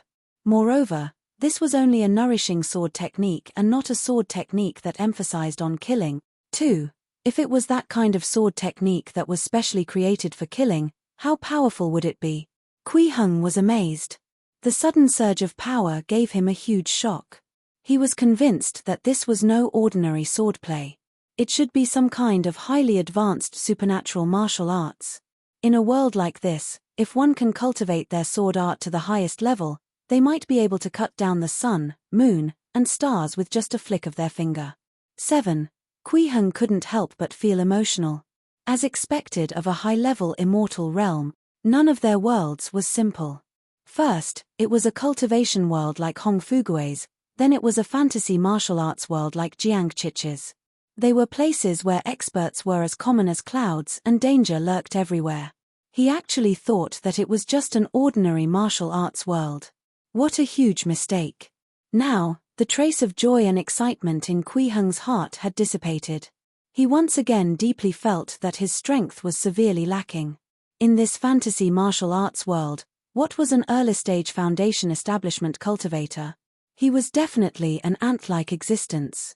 1. He absolutely could not allow himself to turn arrogant just because he suddenly grasped a powerful force. 1. Moreover, in the world of Jiang Qiqi and Hong Fugue, such ability was probably not even worth mentioning. While Kui Heng was mentally preparing himself, Jiang Qiqi's heart was also in turmoil. In her eyes, that sword was akin to a miracle. It was totally beyond her comprehension. It was beyond her understanding. It was too ridiculous. Too powerful. Could martial arts be so powerful? He must have practiced martial arts to the peak and became an immortal. Otherwise, how could he be so strong?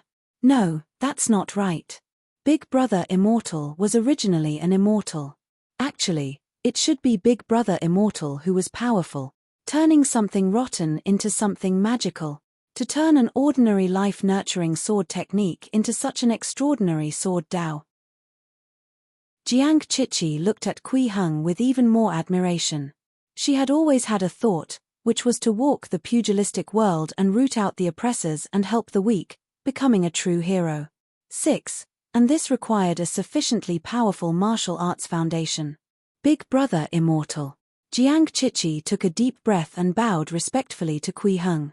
Please teach me the immortal sword technique. Immortal sword technique? Kui Heng couldn't help but be stunned when he heard this, and then he came to a sudden understanding. It seemed like this little girl didn't know how powerful the sword technique she cultivated was. She probably thought that it was because I was the one who slashed out that sword technique that it had such exaggerated power. But in fact, if not for the fact that the martial technique had a high upper limit, how could he be able to unleash such a powerful force?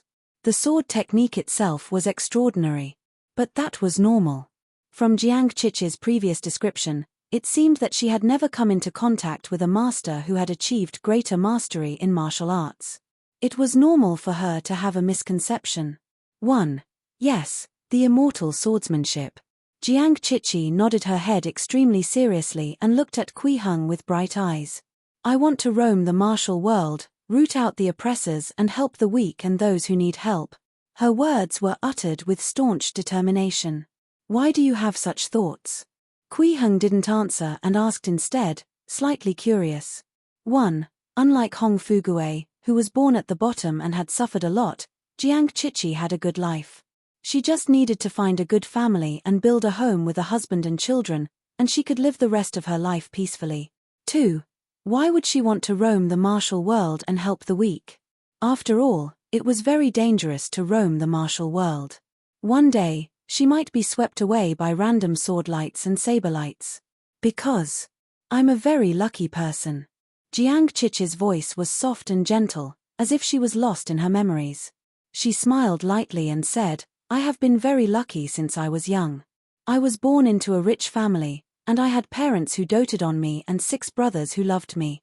Although I have some illnesses, as long as I persist in taking medicine every day, there won't be any major problems. The doctors also take care of me sincerely. There's even a kind old Daoist priest who taught me the life-nourishing sword technique to strengthen my body. After I came into contact with my family's business, many of my neighbors and customers took good care of me, allowing me to achieve results and even have the title of a prodigy. This made me understand that I'm indeed a very lucky person. Many people were kind to me and helped me, but I shouldered this luck and didn't do anything, nor did I help others. 1. I've heard many legends of the pugilistic world. They say that heroes travel the world, rooting out oppressors and helping the weak. However, I've never seen such a hero. I've only seen martial artists bully the weak. Sometimes, I wonder if I should accept the good fortune that the heavens have given me. Everyone has given me so much help. But can I also go out and do some things, help some people, and make others feel that they are lucky too? Can I also walk the pugilistic world and be a true hero who fights the strong and helps the weak, changing some things? However, in the past, I could only think about these things. I don't have a healthy body that can allow me to travel the world, nor do I have martial arts abilities that can fight the strong and support the weak. I couldn't do anything. 5. But in the end, I encountered another stroke of fortune, meeting you. Big Brother Immortal, I wish to learn the immortal sword arts from you. Although this request might be a little selfish and insatiably greedy, and I haven't expressed my gratitude even after you treated my illness, I still made such a request. If you need anything, I'll do my best. 1. I see. Kui Heng smiled. Actually, you've already given me what I need. Wait here tomorrow morning. Kui Heng turned around, his back facing Jiang Chichi as he walked towards the beginner's hut. I will teach you a set of sword techniques. By the time he finished speaking, he had already walked into the house and disappeared. Jiang Chichi was stunned for a moment before tears welled up in her eyes. She knelt on the ground and kowtowed respectfully. Big Brother Immortal, thank you. 4. In fact, Kui Heng didn't think it was too much for Jiang Chichi to ask him to teach her immortal swordsmanship. In fact, Kui Heng didn't think it was too much for Jiang Chichi to ask him to teach her immortal swordsmanship. After all, This so-called immortal sword art was basically the same as Jiang Qiqi's life-nourishing sword technique. It was precisely because of this sword technique that he found a way to make his dharmic powers more agile. Its significance to him was akin to a hope that could help him activate his Tao foundation and allow his cultivation realm to improve a step further. It wasn't an exaggeration to say that Jiang Qiqi's life-nourishing sword technique had helped Kui Heng achieve the Tao. If he didn't have this sword technique, he might have been able to break through to the middle stage of the foundation establishment realm himself, but it might have taken him decades or even centuries. This favor was definitely not light. Although Jiang Qiqi herself did not know about this favor, Kui Heng could not ignore it. Since the little girl wanted to learn immortal swordsmanship, he would naturally do his best to figure out a suitable sword technique for her. For foundation establishment cultivators, dharmic powers had already become a part of their body and could be mobilized at will. Previously, Kui Heng just didn't know how to mobilize it to unleash its powerful strength. Now that he had the life-nourishing sword technique as a reference, he could infer all kinds of sword techniques from it. 1. In just one day, by dusk, he had deduced hundreds of different sword techniques. 1. Not only were there original martial arts, but there were also sword kineses that could be performed with flying sword. He could already use the beginner's flying sword at the 3rd level of Qi refinement. However, since he had yet to find a suitable sword kinesis technique, he could only use his flying sword to slash randomly. At most, he could use it to chop trees. It was not very useful. But things would be different from now on. As soon as the sword art was unleashed, Kui Heng felt that he could easily kill hundreds of the previous him who did not know any sword techniques. For him, this really could be said to be an extreme sublimation. Hence, he spent the rest of the night deducing a sword art that was suitable for Jiang Qiqi. Although the power of the life-nourishing sword technique itself isn't low, the Qi circulation technique seemed to be somewhat incomplete. It only described the Qi circulation meridians and the method to nurture the body and spirit. There was no way to refine Heaven-Earth Essence Qi to strengthen the sword move. This should be the most important part for a complete advanced sword art. Kui Heng had discovered this problem earlier. If not for the fact that his dharmic powers had the ability to mobilize Heaven-Earth Essence Qi, he might not have been able to unleash the true power of this sword technique. Now, when using this as a blueprint to deduce a sword technique suitable for Jiang Qiqi, he thought of this matter. This was actually not hard to understand. The method to refine the Heaven-Earth Essence Qi in the outside world was the key to making this sword technique extraordinary. If not for this part, the life-nourishing sword technique would really just be the life-nourishing sword technique. Perhaps the old Daoist priest only wanted Jiang Qiqi to use this sword technique to strengthen her body, so he didn't teach her this higher-level cultivation technique. This was very reasonable. In order to create an immortal sword technique, sensing the external world was of utmost importance. Most of Kui Heng's experience was in this aspect. At dawn, he finally created a complete sword technique that was suitable for Jiang Qiqi and himself. This was a combination of martial arts swordsmanship and immortal cultivators' sword kinesis techniques. Using martial arts was a sword technique that could draw in the power of heaven and earth. Using the immortal sword art to display the moves, one could unleash flying sword moves and sword lights to fight. If one cultivated to the pinnacle, they would possess strength comparable to a foundation establishment cultivator. Once the sword was unsheathed, 1,000 feet of golden glow would fill the sky like an immortal descending to the world. He named it the Immortal Dawn Sword Art. Although this sword art can only be cultivated to the level of foundation establishment, this is not the limit. When she comes into contact with higher-level martial arts in the future, she can further improve the sword art. Moreover, with might comparable to the foundation establishment, in the world of cultivation, she can be considered quite a figure. Even in the world of high-level martial arts and profound illusions, this level should be enough for one to enter the threshold. 2. Kui Heng was very satisfied with his creation this time. The next morning, Jiang Qiqi brought a small stool over from who knows where. She sat in front of the door of the beginner's hut, her small mouth unconsciously blowing bubbles. 2. She was waiting for Kui Heng to come out. When the sun rose into the sky, the door of the villa finally opened. Jiang Qiqi's eyes lit up and she jumped up in joy. Big brother immortal.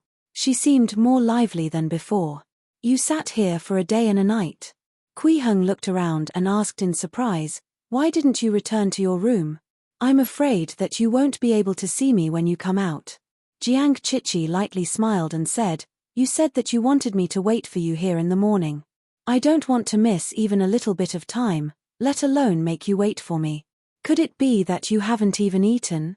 Kui Heng did not know whether to laugh or cry. Ah, this. Jiang Chichi suddenly looked like a child who had done something wrong.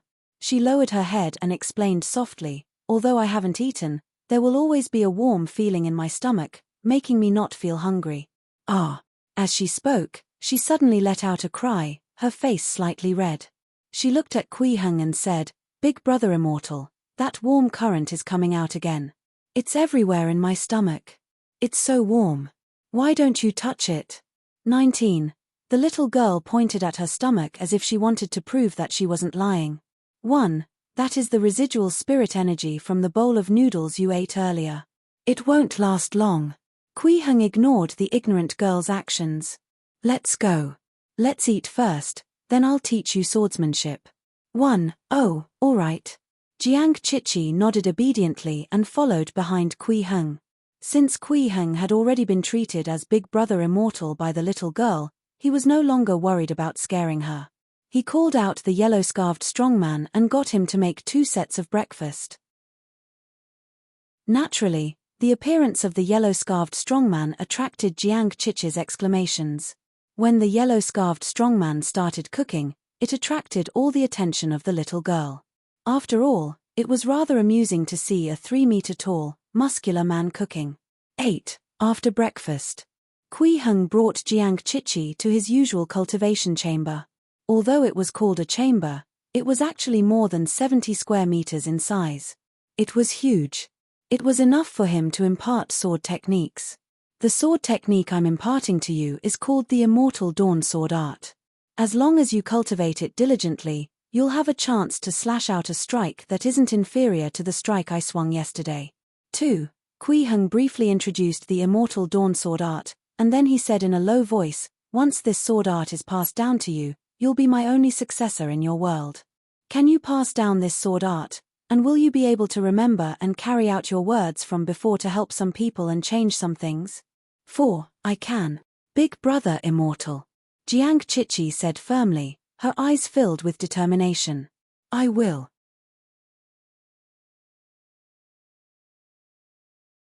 The lake water in the distance was as smooth as a mirror, without any ripples. Movement and tranquility were strangely fused together. Jiang Chichi was shocked by the sight. She subconsciously raised her head to look at the source of the light and wind. There was a figure wearing a gorgeous dharmic robe and a jade crown on his head. 14. It was Kui Heng. Bright green sword radiance danced around his body, and layers of colorful clouds spread out along with the sword radiance. The sky became filled with clouds, as if a celestial paradise had descended. Jiang Chichi looked up at all of this with a dazed expression, and her gaze was intoxicated by Kui Heng's imposing figure. The trajectory of the sword lights dancing about and the phenomena of multicolored lights filling the sky left an indelible impression in her heart. This allowed her comprehension of the Immortal Dawn Sword Art to undergo a qualitative improvement, and she truly began to ascend to a higher level. After about 10 minutes, the phenomenon outside began to gradually dissipate. The sword lights and colorful lights surrounding Kui Heng gradually faded, and the howling wind also stopped along with the last resounding dragon roar. 2. Kui Heng's figure that seemed to have gathered thousands of lights finally became solid. He had broken through. He had reached mid-stage foundation establishment. If the early stage foundation establishment realm could only be said to be fusing dharmic powers as a part of one's body through the formation of one's Tao foundation, then the mid-stage foundation establishment realm was to take advantage of the opportunity to further activate one's Tao foundation and allow one's mental strength to permeate into one's dharmic powers. From then on, one's dharmic powers would circulate in both form and spirit, overlapping the real and the fake. It was even more natural and had many wonderful uses. One could even directly use his dharmic powers to interfere with reality, and his dharmic powers could also display some miraculous effects on the spiritual level. 5. Right now, Kui Heng felt that if he were to face an early-stage foundation establishment cultivator like his previous self, he wouldn't even need to make a move. With just a thought, he would be able to create an extremely powerful spiritual pressure that would make him faint on the spot. 1. This was how cultivation was like. Even if it was just a breakthrough to the middle stage of a major realm, it was enough to obtain a qualitative improvement. This made Kui Heng look forward to the wonders of late-stage foundation establishment even more. Kui Heng, who was in a great mood, ended his breakthrough. He sensed Jiang Qiqi's gaze, and he withdrew his aura and controlled a streak of sword light to descend slowly. Jiang Qiqi had already woken up from her epiphany. When she saw Kui Heng coming down, she immediately wanted to bow, but she felt a gentle force holding her back, preventing her from bowing down. "Do you want to fly?" Kui Heng smiled. He had noticed Jiang Qiqi's excited and envious gaze when she looked at the flying sword. Flying in the sky was definitely everyone's dream. Yes. Jiang Qiqi immediately nodded and said happily, "Big brother immortal, do you want to bring me to fly? I'll bring you to experience the feeling of flying." Kui Heng smiled and waved his hand. 3. Immediately, a streak of sword light separated from him, wrapping around Jiang Qiqi's body, dragging her out of the window. "Ah!" Jiang Qiqi exclaimed. At this moment, she was both happy and frightened. She was even more excited. Her little face was flushed with excitement and her voice was trembling. I'm flying. Kui Heng brought Jiang Qiqi on his sword and flew to a height of more than 1,000 meters. Looking down, she felt like an immortal overlooking the mortal world. This was a feeling that the little girl had never felt before. She was so excited that she pressed her chest that was already heaving up and down. She could clearly feel her heart thumping wildly. "Big brother immortal, will I be able to fly like this in the future too?" Jiang Qiqi looked at Kui Heng with anticipation. Actually, sword kinesis flight was not a particularly profound technique.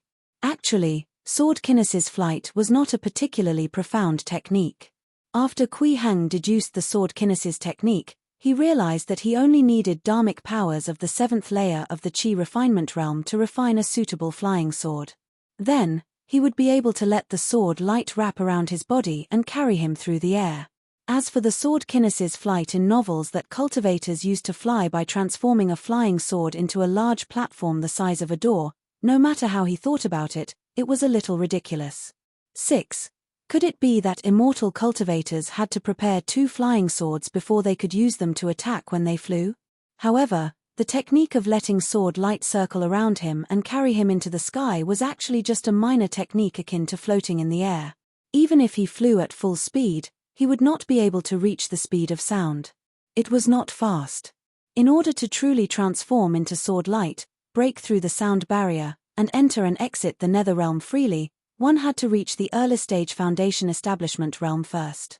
5. To fly with someone, one needed to have perfect control over one's dharmic powers and sword flashes. Only mid-stage foundation establishment cultivators could do that. This was one of the reasons why Kui Heng suddenly invited Jiang Qiqi to fly.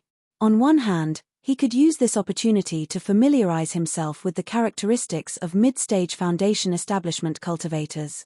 On the other hand, he could also draw a big picture for Jiang Qiqi, making her look forward to her future cultivation.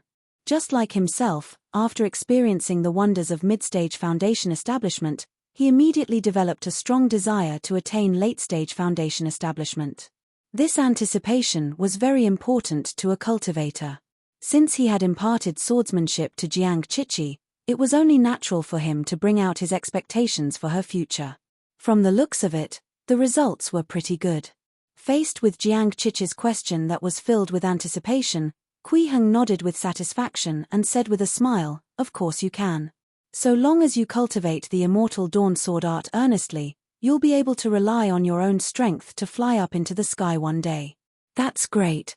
Thank you, big brother immortal." Jiang Qiqi cheered. Her excitement made her subconsciously open her arms to hug Kui Heng. However, she immediately sobered up and quickly retracted her arms, pretending that nothing had happened. Kui Heng saw all of this, But he only smiled and did not point it out. Let's go, it's time to go back and practice. This is the last day. Millimeter. Jiang Chichi was first stunned, and then she lightly nodded her head. Her eyes were a bit dim, and she sighed inwardly. It's the last day. This was Jiang Chichi's last night here. She wasn't sleeping. Instead, she sat curled up at the foot of the bed like she had on her first night here. But this time she didn't bury her head. She raised her head and looked at the bright moonlight outside the window. Her memories of the past 12 days and the changes in her emotions automatically appeared in her mind.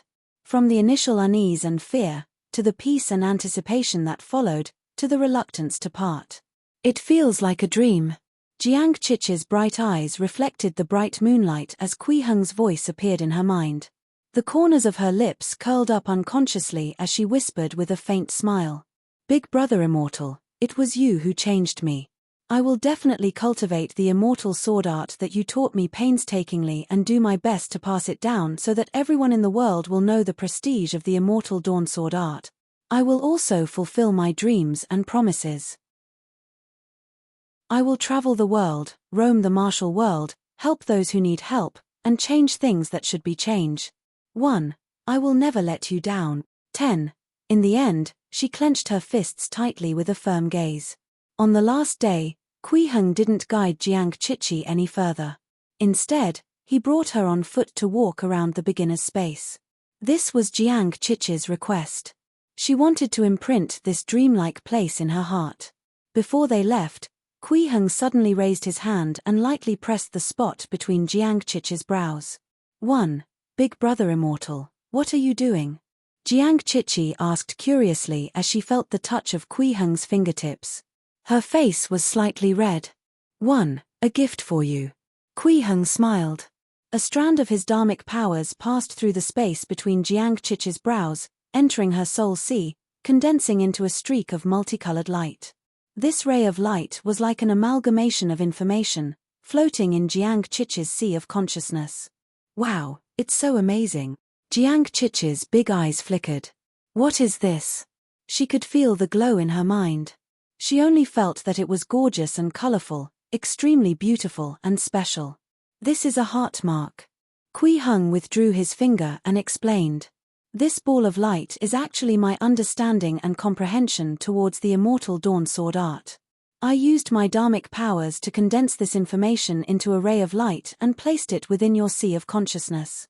11. If you encounter any difficulties in the cultivation of the sword art, you can concentrate on sensing this multicolored light and ask for it. As long as it is something I know, this multicolored light will explain it to you. 4. Simply put, this was a fully automatic learning machine. It was a technique that Kui Heng naturally grasped after he possessed the dharmic powers of a mid-stage foundation establishment cultivator.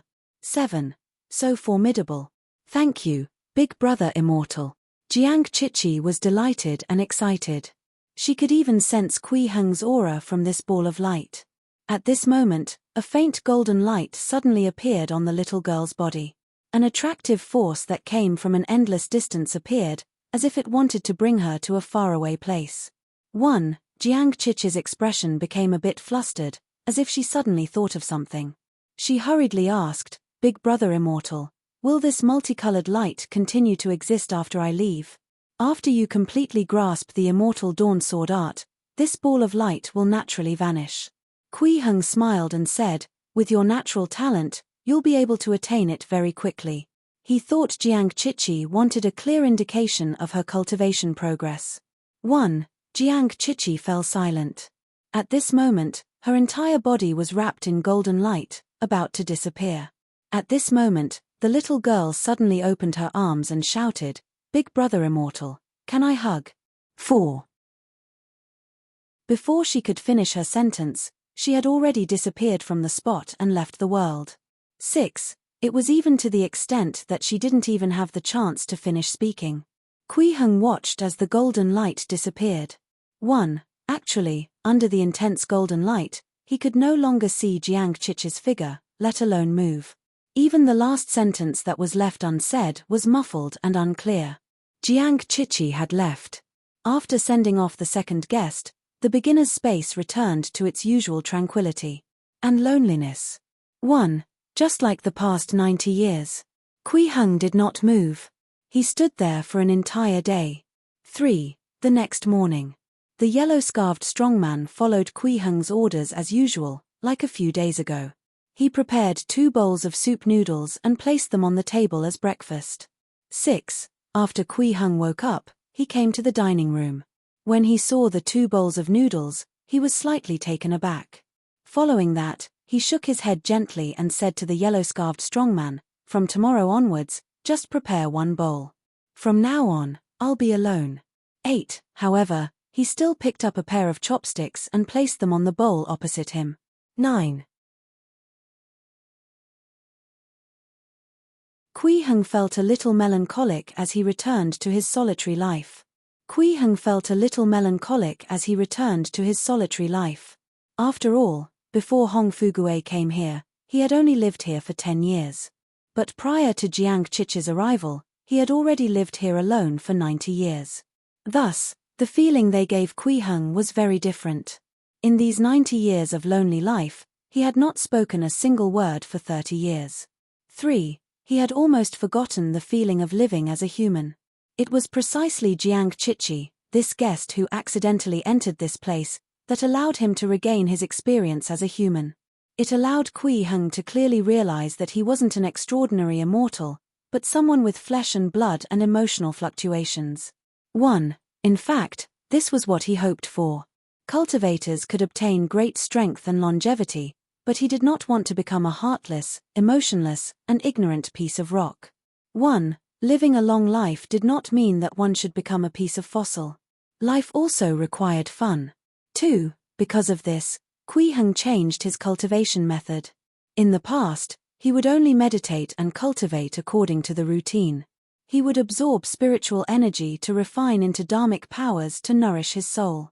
All the trivial matters would be handed over to the yellow-scarved strongman. At most, he would play games to relax.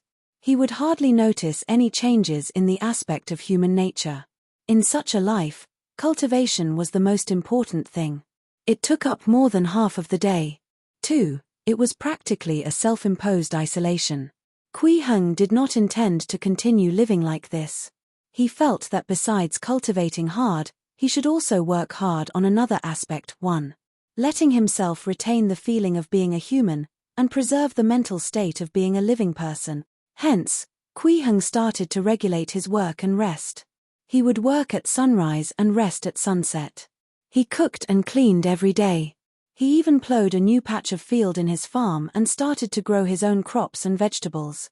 It was a pity that the meat produced in the beginner's farm were all finished products. Otherwise, he would have tried raising pigs. 2. Even though this sort of life caused his cultivation time to become shorter, Kui Heng felt happy and relaxed. 1. Furthermore, the progress of his cultivation did not slow down. In fact, it was even faster. In just 30 years, he not only completed the middle stage of foundation establishment, but he also broke through to the late stage of foundation establishment smoothly. It was as if there was no bottleneck. This had completely exceeded Kui Heng's expectations, and it allowed him to confirm from this that this path of cultivation was the most suitable path for him right now. 4. The facts proved that his judgment was correct. After understanding this path, Kui Heng's cultivation speed was like a 1,000-li horse growing wings. He advanced by leaps and bounds. 2. It had only been 20 years since he broke through to late-stage foundation establishment, but he had already reached the peak of foundation establishment. The Tao foundation in his Dantian had already transformed into a golden ocean. His divine soul and dharmic powers were no longer separated. All he needed to do was ignite true fire in this golden ocean and he would be able to calcine a round, shining golden core. Right now, Kui Heng could mobilize the energy of the heavens and the earth within a radius of 10 li with a single thought, and the fluctuations of his emotions could directly interfere with the phenomena of the heavens and the earth. Calling the wind and summoning the rain was as easy as flipping one's hand, and every move he made possessed the might of nature. 4. The power of the sword art had also become much stronger. With a casual slash of his sword, he could create a 50 li long ravine on the ground. If he used a flying sword, he could even flatten a mountain that was hundreds of meters tall. If this was on Earth, it wouldn't be too much for him to be considered as a god. 24. However, even though he'd grasped such strength, Kui Heng's mental state was still very stable, and he didn't feel carried away at all. He did not forget that the world he had come to was actually a Xianxia world, and it was extremely dangerous. He was merely at the peak of Foundation establishment. He was not even an ant. Of course, being able to maintain such a mentality was also because he had been trying his best to retain the feeling of being a human for the past few decades. Otherwise, in an environment that was isolated from the rest of the world and he was constantly becoming stronger, it was inevitable that he would lose himself in this growing power.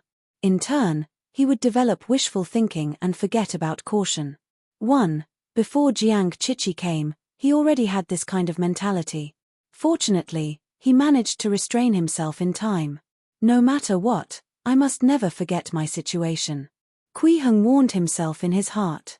At this moment, he had just finished his cultivation for the day and was currently reviewing the changes in his mental state. He was thinking about the recent changes in his mental state. If he discovered any problems, he could correct them in time. This was a warning, and also the wake-up call he gave himself every day. It's getting late. Kui Heng stood up and looked out the window. The sun was setting and night was about to fall. Let's go pick some tomatoes and stir-fry them.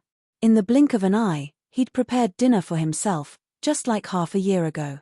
Yes, he had been eating scrambled eggs with tomatoes for half a year. It was an easy meal and it saves trouble. After all, laziness was part of human nature.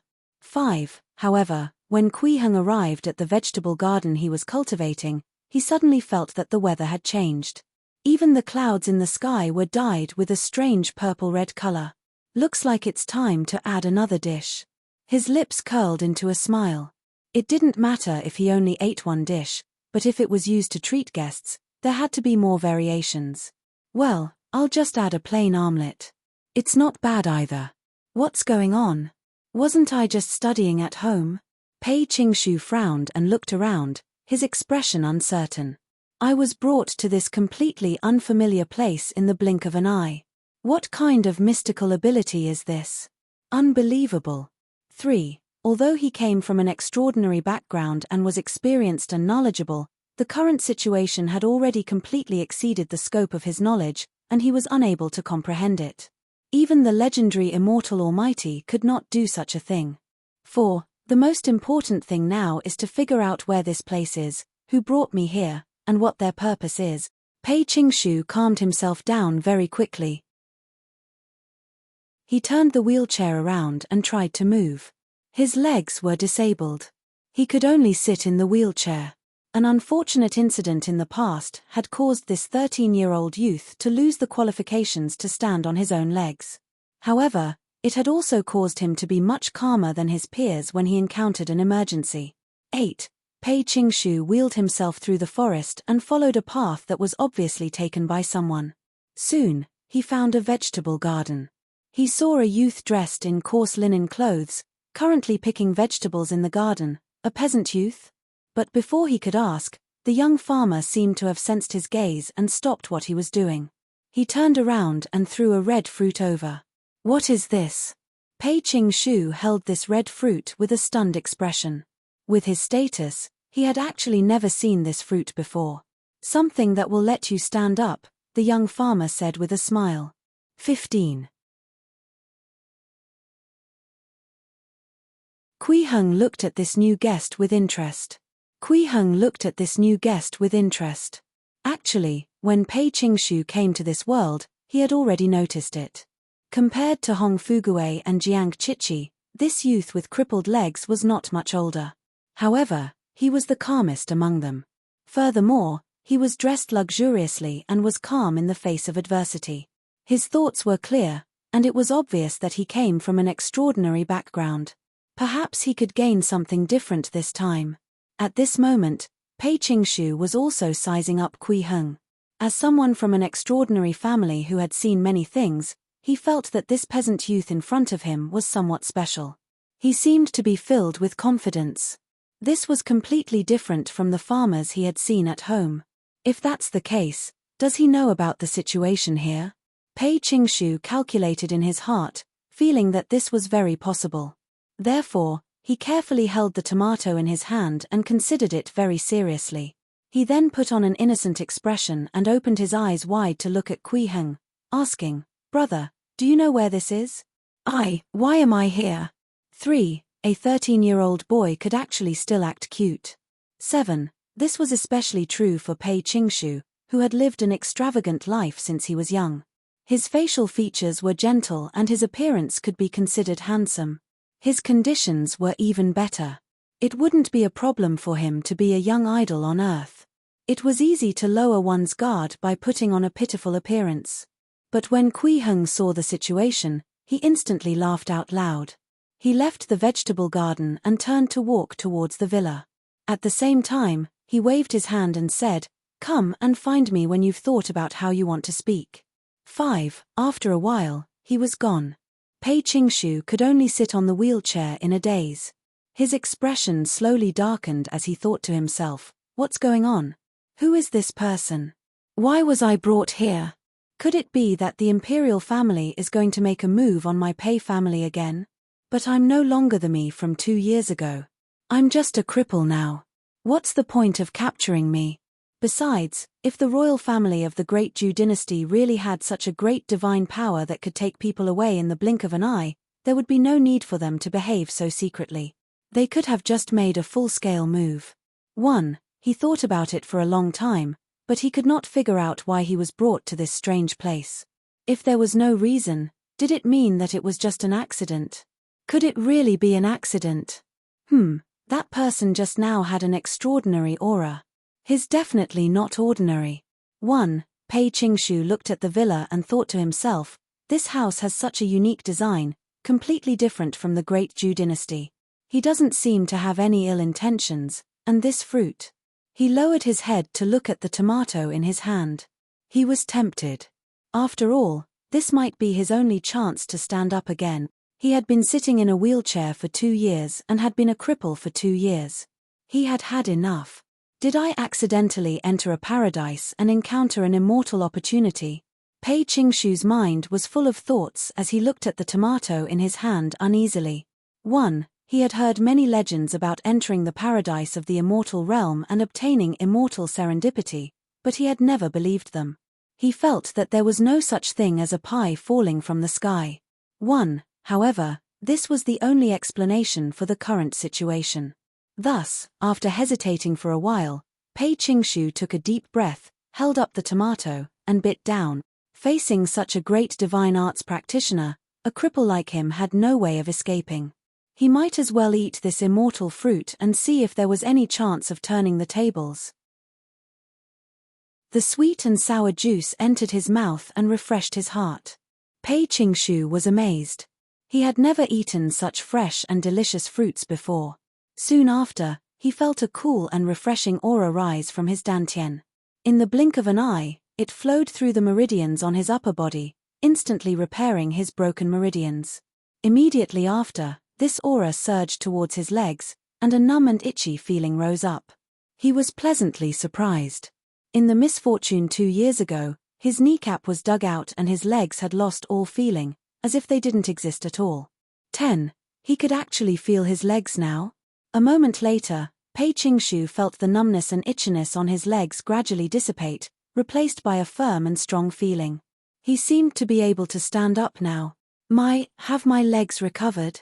It's healed just like that. Pei Qingshu's eyes widened. His face was filled with disbelief. He even suspected that he was dreaming. For the sake of his legs, his father had begged countless people, but all of them were helpless. After all, not only were his legs crippled, even his kneecaps had been dug out. How could 2 kneecaps grow out of nothing? 3. But now, his legs seemed to have recovered. 4. Pei Qingshu raised his trembling hands and slowly pressed down on the armrest of the wheelchair. He carefully pressed down and exerted strength in his legs. He stood up. He really stood up. Pei Qingshu cried tears of joy. He looked at the unfinished tomato in his hand. Is this the legendary immortal medicine, vermilion fruit, that can even revive the dead? 32. Only the legendary immortal medicine could have such an effect. 1. At this thought, he suddenly recalled the scene he had just seen and hurriedly turned to look at the vegetable garden. He saw lush trees and heavy red fruits hanging on the branches. They were all the vermilion fruit that made him stand up again. 3. With just a glance, there were at least a few hundred of these fruits.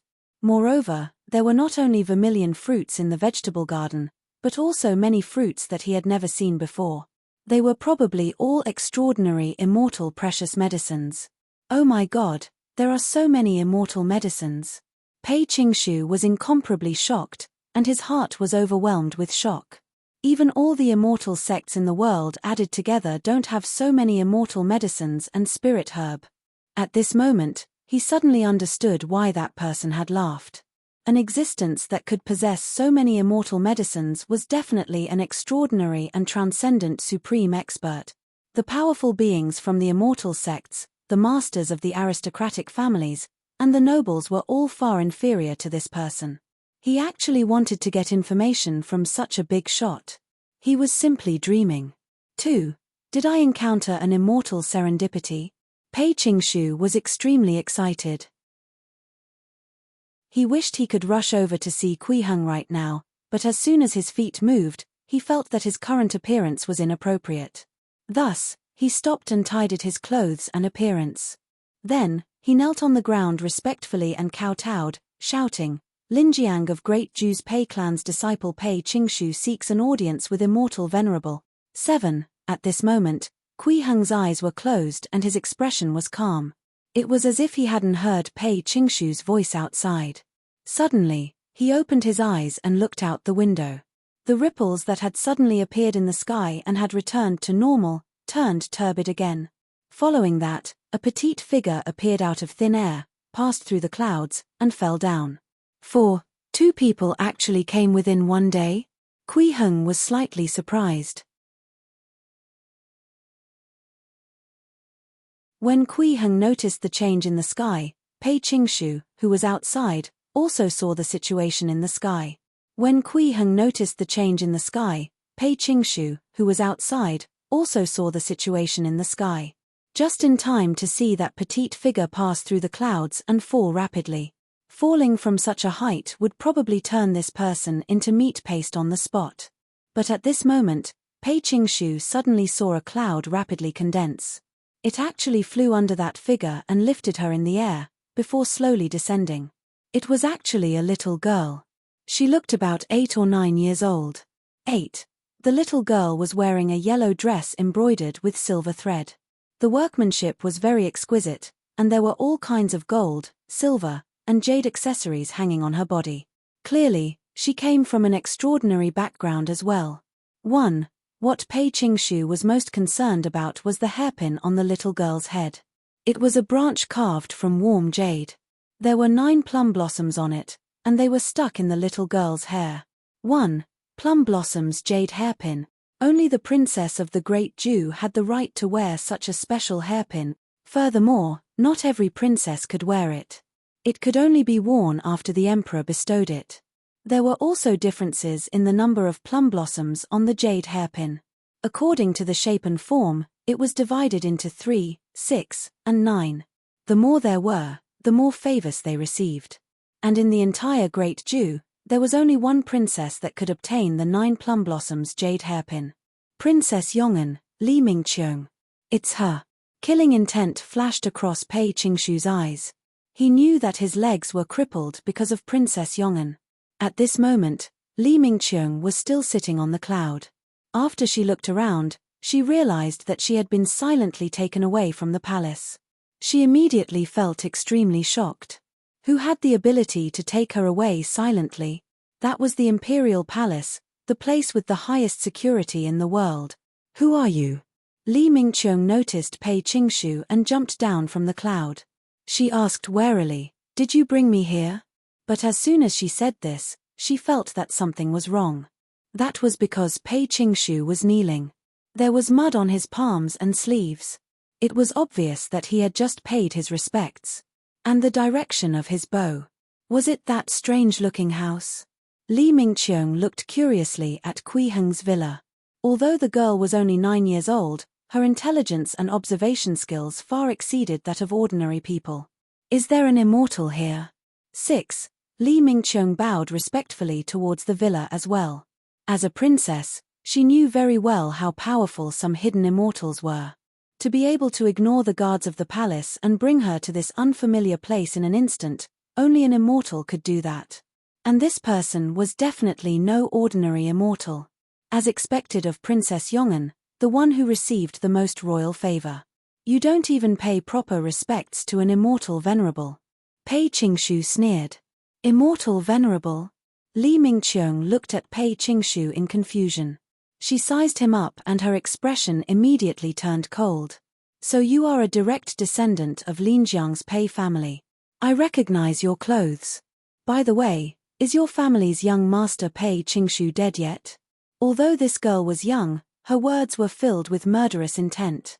I am Pei Qingshu. Pei Qingshu gritted his teeth and stood up. His blood boiled and he instantly forgot what it meant to be cautious. Kui Heng was in no hurry to leave. He stood on the balcony on the 3rd floor, looking down at the two of them. Interesting. 1. When Kui Heng heard the conversation between the two children, the corners of his lips curled up slightly. How many years had it been since he had heard people scolding each other? 17. It had been more than 150 years. This was so interesting. While he was lamenting in his heart, the verbal conflict outside had escalated into a physical conflict. Pei Qingshu and Li Mingqiang both had martial arts skills. When they fought, sand and stones flew everywhere. With a loud bang, a strong gust of wind swept past the stones and shattered them. The most ridiculous thing was that Pei Qingshu was no match for Li Mingqiang, a 9-year-old girl.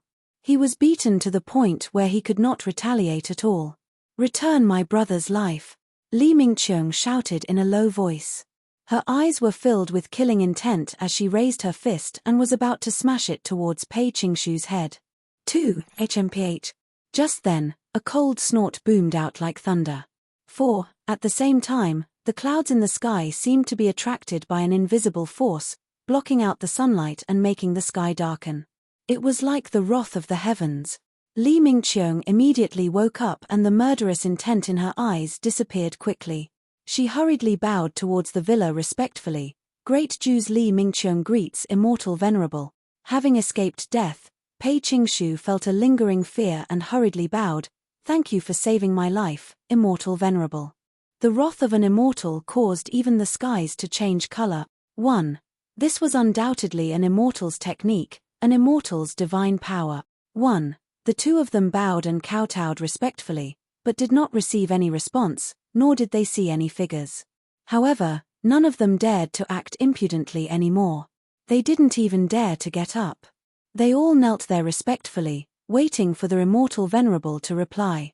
Just now, one of them was confused about the situation while the other was overwhelmed with anger and hatred. That was why they started fighting. In the end, both of them were just kids.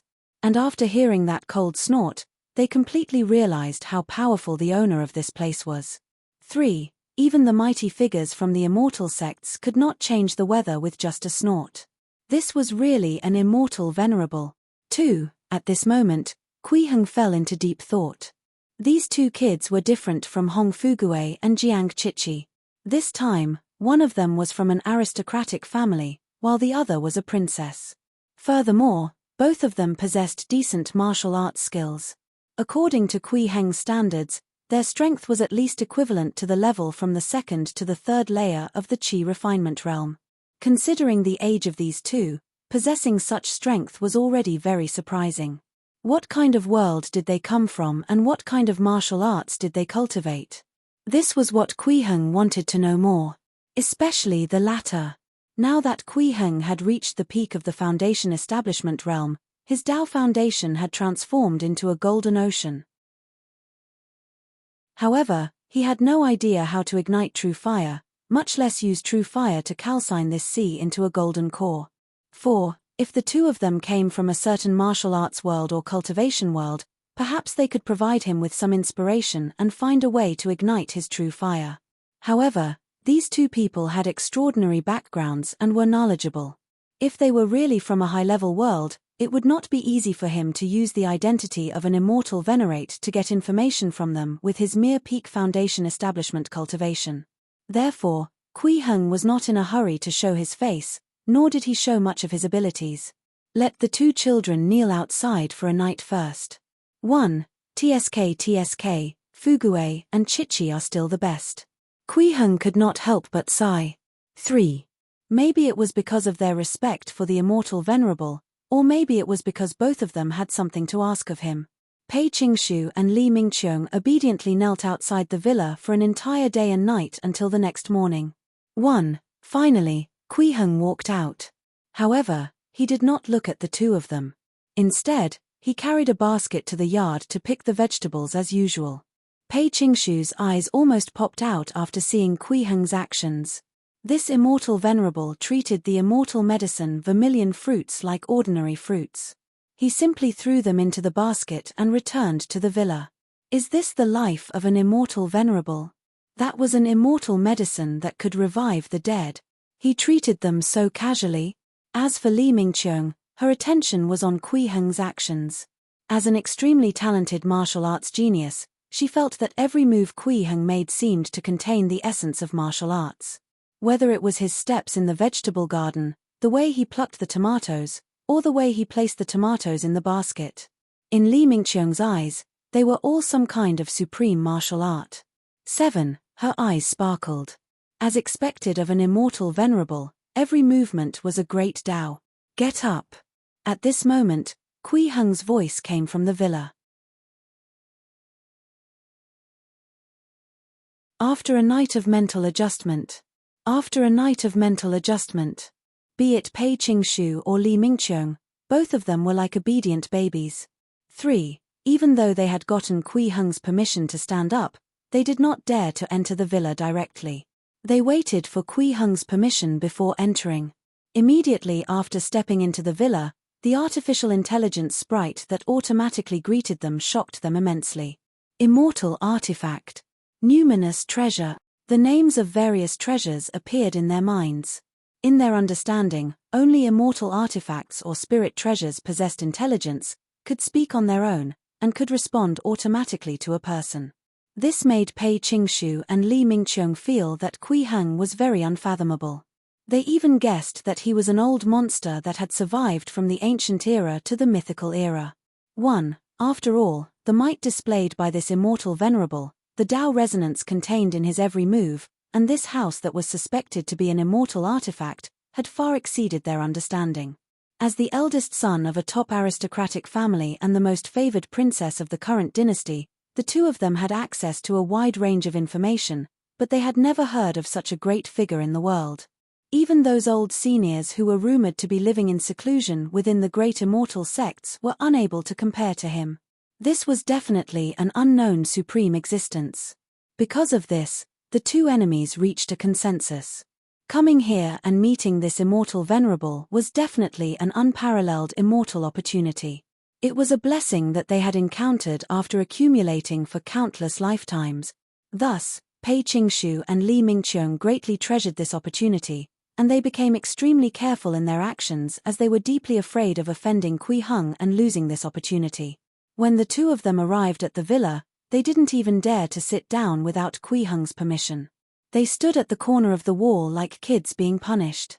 This situation was slightly out of Kui Heng's expectations. Originally, he only wanted to let the two children stay outside for a while to let them understand what respect was. He didn't expect the effect to be so good. 3. Could it be that the more one knows, the easier it is for one to over-imagine? Kui Heng thought to himself. He was cutting tomatoes and preparing to make tomato and scrambled eggs with noodles for breakfast. 2. He sliced the 2 tomatoes into tiny pieces with a knife and directly threw them into the pan to stir-fry. The fragrance soon floated out of the kitchen. To Pei Qingshu, this scene was simply earth-shattering. That was an immortal medicine. It was the vermilion fruit. It was one thing to pick them so casually earlier, but now, they were being fried like vegetables. This was too ridiculous. Li Mingqiong, on the other hand, was completely focused on Kui Heng's cooking, as if she was trying to comprehend some martial arts from it. 1. A moment later, a plate of steaming scrambled eggs with tomatoes was ready. Kui Heng brought the dish to the dining table and glanced at Pei Qingshu and Li Mingqiong. He chuckled. "Tell me, where did you come from and why did you become enemies? Let the younger one speak first." Pei Qingshu was about to speak when he heard the last sentence and quickly shut up. Li Mingqiong was happy and said respectfully, "Yes, Master Immortal." Then, she told Kui Heng a story. The Emperor of the Great Ju had 3 sons and 5 daughters. Princess Yong'an, Li Mingqiong, had the most optimal age among them and was also the most favored.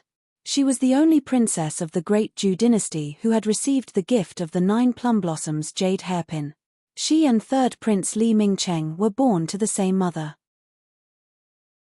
Although they were 10 years apart in age, they had a very good relationship since they were young. No matter what happened, Li Mingcheng would protect her and take care of her. But on the day of her 6th birthday, Li Mingcheng suddenly bade her farewell and said that he was going to do something very important. From then on, he never came back. To think that a grand prince of a dynasty would disappear just like that. Later, Li Mingqiong made use of the advantage of her young age to pretend to be innocent and asked for a lot of information. After half a year of investigation, she finally learned the truth. It turned out that an immortal sect's mighty figure had discovered an ancient mystic realm that might contain treasures left behind from the mythical era. However, this mystic realm had to be bathed with the blood of a special physique before it could be opened. This physique was the origin ancient saint body. In the entire Great Ju, only Prince Li Mingcheng had this physique. Hence, under the orders of a powerful being from the immortal sect, many aristocratic families joined forces to force the Great Ju imperial family to hand over Prince Li Mingcheng. The founding of the Great Ju imperial family was due to the support of many aristocratic families. The royal family's power was too limited. In addition to the will of the immortal sects, they had no choice but to hand Li Mingcheng over. In order to protect the imperial family's face and not completely fall out with them, the various families also guaranteed that they would not let Prince Li Mingcheng lose his life. However, the dangers of the ancient mystic realm far exceeded everyone's expectations. The moment the mystic realm opened, Li Mingcheng vanished without a trace. All the aristocratic families had also sensed the danger, but due to the will of the immortal sect's mighty figures, they could only brace themselves and enter to explore. This exploration was a huge blow. 10 deity realm experts and 3 human immortals died on the spot. Although the remaining deity realm experts and human immortals were lucky enough to escape, they were all severely injured and on the verge of death. The power of the aristocratic families plummeted. Even the powerful beings from the immortal sects who had instructed them to explore the mystic realm had shut themselves away. The power of the Great Ju imperial family could finally completely suppress the aristocratic families. However, the dynasty's emperor didn't want to directly fall out with them and didn't make a move. In order to avenge her brother, Li Mingqiong continued investigating and found out that the person who invited Li Mingcheng was the eldest son of the Pei family of Linjiang, Pei Qingshu. Hence, she begged the emperor of the Great Ju every day. Even if they could not punish all the aristocratic families, they should at least punish some of them first. In the end, 2 years ago, the emperor of the Great Ju finally could not stand Li Mingqiong's persistent requests anymore and ordered the imperial court to issue a royal decree to the 3rd-ranked aristocratic family, Linjiang's Pei clan. The eldest son of the Pei family, Pei Qingshu, invited Prince Li Mingcheng out and caused the prince to go missing. His life and death were unknown and as such, he'd committed a serious crime. His status as a direct descendant was stripped, and his martial arts crippled. In addition, his legs were broken so that he lost the ability to walk. This was to let him avoid making another mistake in the future. At the same time, Li Mingqiong was also diligently cultivating her martial arts. She was planning to kill her way to these aristocratic families and avenge her elder brother when she had mastered her martial arts one day. When she spoke to the last part, Pei Qingshu was fuming with anger. He gritted his teeth and almost cursed out loud. What did this matter have to do with him? He was merely acting on the orders of the patriarch. But with Kui Heng around, he didn't dare to make a sound. At the end of the day, they are just sacrifices in a power struggle. Kui Heng understood the essence of this very clearly. However, he was more concerned about the information that Li Mingqiang mentioned. Immortal sects, almighties, sacred bodies, mystic realms, mythical era, deity realm, human immortal. This sounded like a Xianxia story. Ordinary human worlds wouldn't have such things. Could it be that these two people actually came from a world that was of a higher level than the ordinary mortal realm, and it was even to the extent that it was close to the immortal realm? 3. That kind of world was much more dangerous than an ordinary mortal realm world. Li Mingqiang's narration was very detailed. She even had detailed descriptions of Pei Qingshu. Li Mingqiang's narration was very detailed. She even had detailed descriptions of Pei Qingshu. However, he still wanted to hear what Pei Qingshu had to say.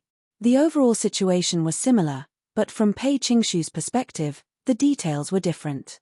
He was born in one of the top family clans in the world.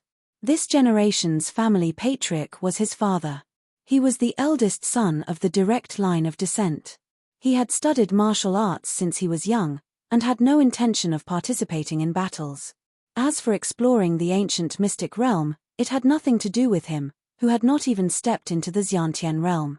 The reason why he went out to invite Li Mingqiang was purely due to bad luck.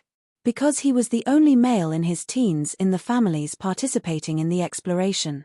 The other family's members were either in their 30s or 40s and were not suitable to invite a teenage prince, or they were stronger than the Pei family. The Pei family had no choice but to agree to this task. Just like that, Pei Qingshu became the scapegoat and was even deliberately targeted. Not only had his identity, martial arts, and legs been destroyed, his father had also started to distance himself from him in order to protect the family. Even the branch descendants who only knew how to bow and scrape before him in the past began to mock and ridicule him in secret. Some even spread rumors that he was the one who harmed the Pei family. It was absolutely a stroke of grave misfortune. Li Mingqiang was dumbfounded. She had always thought that Pei Qingshu was one of the biggest accomplices. She did not expect the truth to be like this. As for whether Pei Qingshu was lying or not, that was not within her consideration. How would he dare you lie in front of Master Immortal? That was simply not knowing how to write the word death. 5. Now, Li Mingqiang finally understood. Although Pei Qingshu had indeed invited her brother away, Pei Qingshu had not done anything wrong. He'd suffered an undeserved catastrophe. This made her feel a little embarrassed. 12. In her opinion, the reason why Pei Qingshu suffered such a miserable fate earlier was mostly because of her persistent pleading. Kui Heng noticed the change in Li Mingqiang's expression and could tell what the little girl was thinking.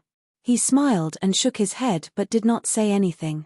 From what Li Mingqiang and Pei Qingshu had described, the conflict between the aristocratic families under the immortal sects and the imperial family was huge. Even without Li Mingqiang adding fuel to the fire, it was only a matter of time before the emperor of the Great Ju made his move against the various clans while he had the absolute advantage. At that time, Pei Qingshu would probably be the first to be targeted. Who asked him to take on the most shocking task? However, this sort of analysis of the situation was only a simple distraction to Kui Heng. What he truly cared about was the so-called Xiantian realm. What was the Xiantian realm? 3. A martial realm? What was the difference between the deity realm and the human immortals that Li Mingqiang mentioned? 3. He was very curious. But he couldn't ask directly. 1. This made Kui Heng reminisce about Hong Fugue and Jiang Chichi. Those two children were still easier to coax. I misunderstood earlier. I apologize to young master here. Li Mingqiang actually took the initiative to apologize to Pei Qingshu and promised to compensate him in the future. She was not as hot-tempered as before. Pei Qingshu remained silent for a moment before nodding. It's good that princess understands this. 1. He still held some anger in his heart.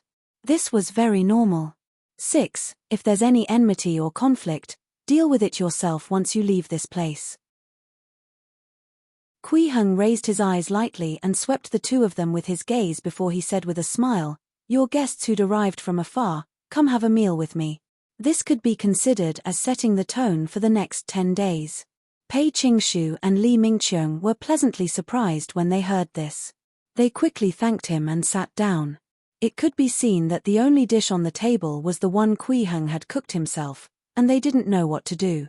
At that moment, a golden beam lit up in front of the dining table. The 3-meter-tall yellow-scarved strongman appeared out of thin air.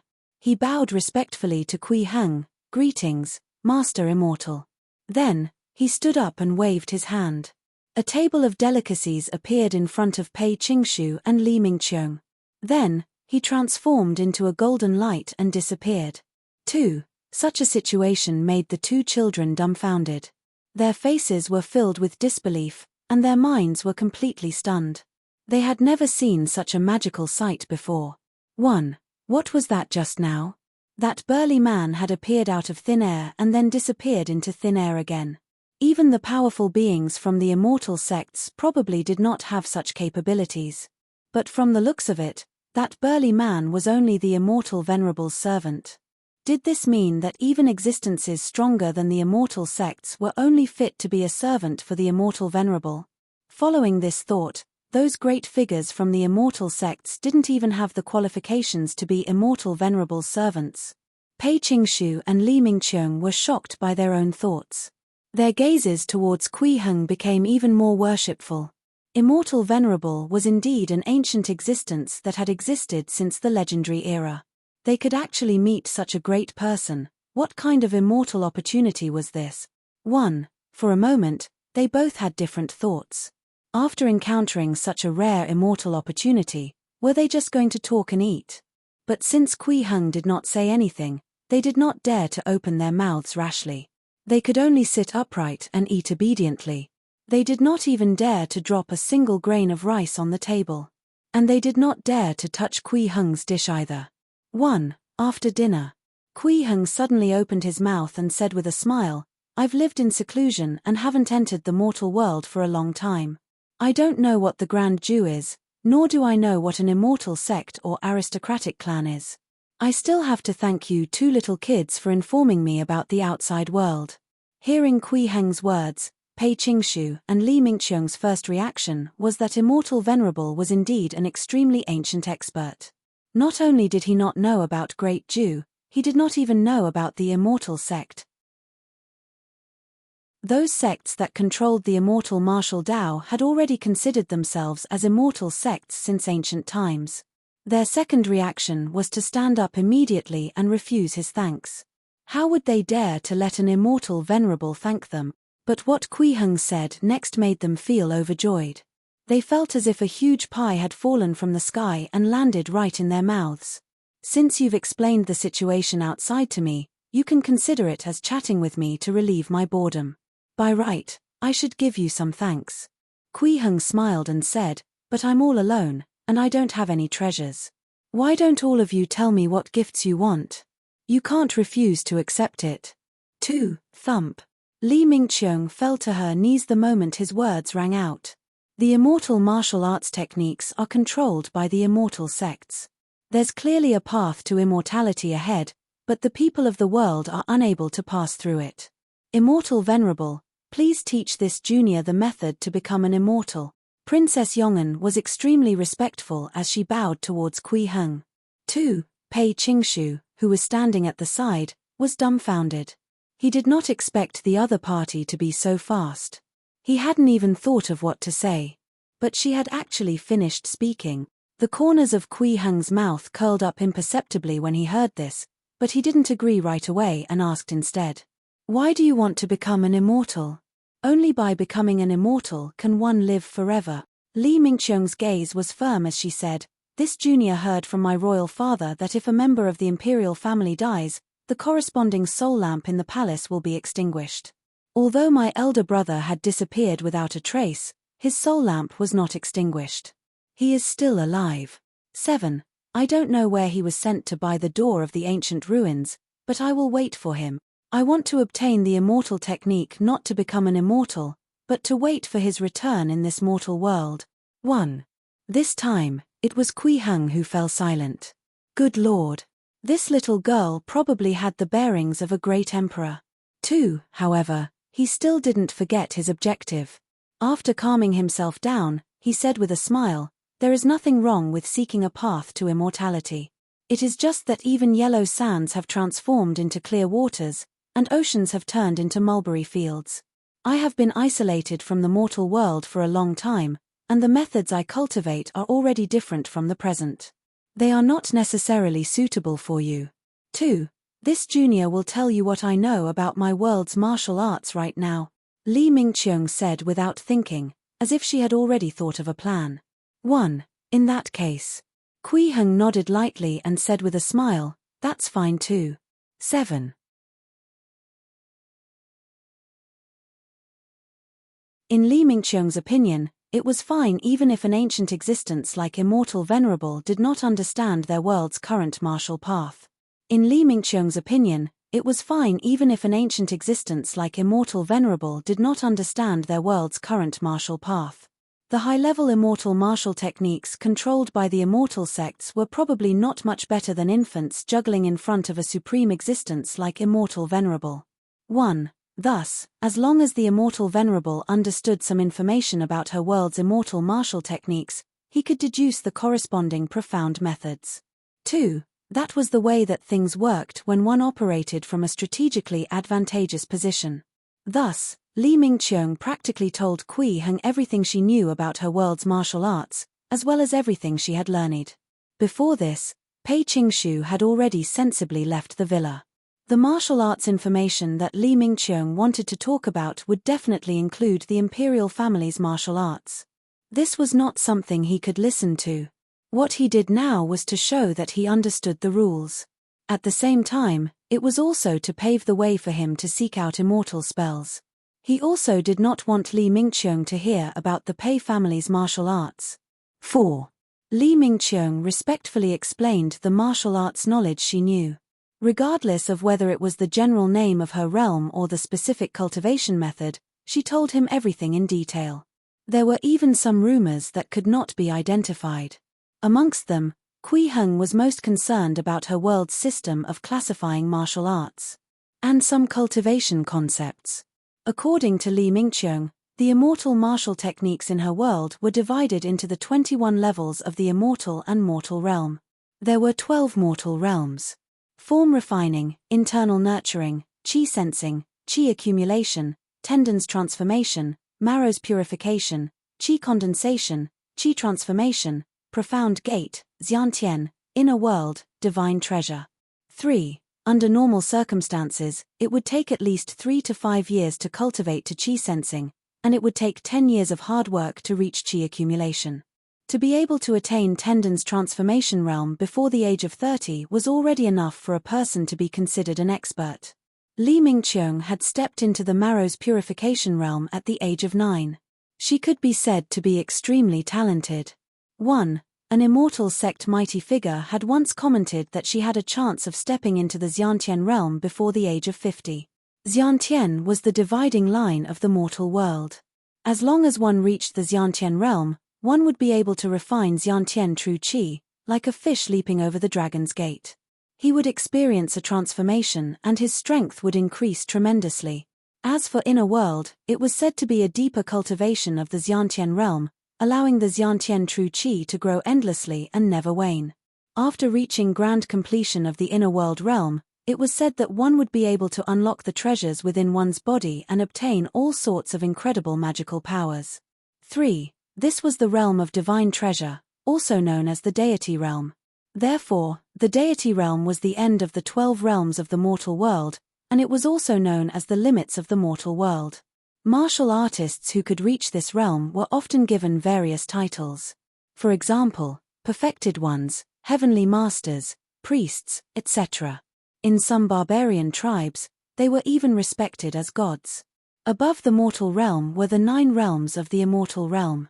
However, the information about the 9 realms were strictly controlled by the immortal sects and was almost never leaked out. Even the method to become an immortal was controlled by the immortal sects. Only by obtaining the immortal sect's permission could one become an immortal. 4. As the most favored princess of the imperial family, Li Mingqiang only knew that the first realm of the immortal world was called human immortal. She did not even know what this realm was or what kind of cultivation level concept it was. Any higher than that, and the information was even more unclear. Even then, Kui Heng felt that his gains were rather abundant. This was the first time he came into contact with the cultivation path of the outside world.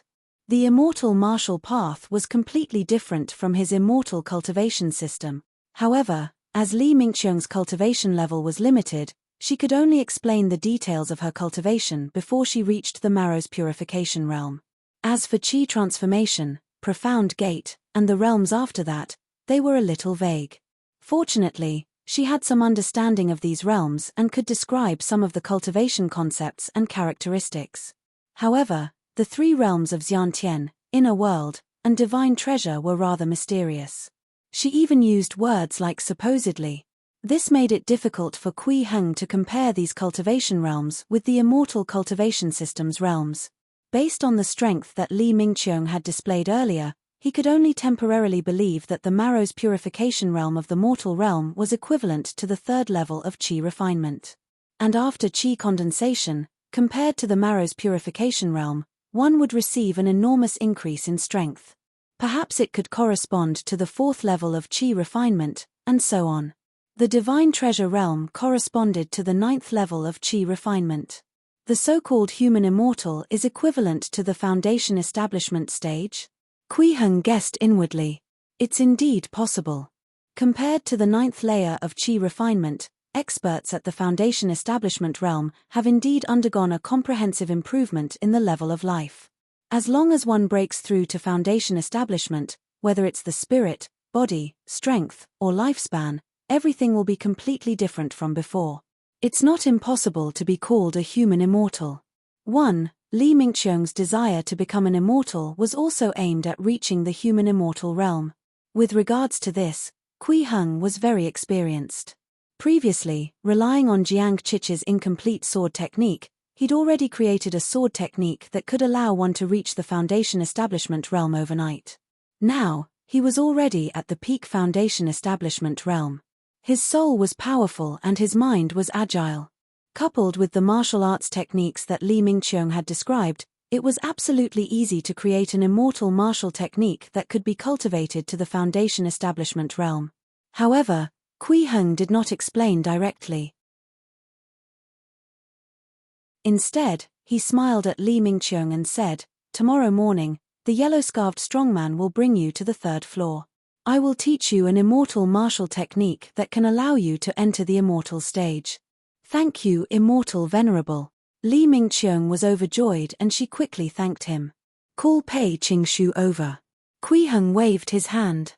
Just as Kui Heng had expected. Pei Qingshu's thoughts were the same as Li Mingqiang's. He also wanted a technique that could allow him to become an immortal. For the sake of his family and himself, he wanted to escape the oppression of the immortal sects too. Hence, he told Kui Heng everything about the martial arts skills of the Pei family and the martial arts information he knew. As the eldest son of a powerful family, Pei Qingshu knew more about the immortal sects and immortal martial techniques than Li Mingqiang. Li Mingqiang only knew about the 9 realms of the immortal world.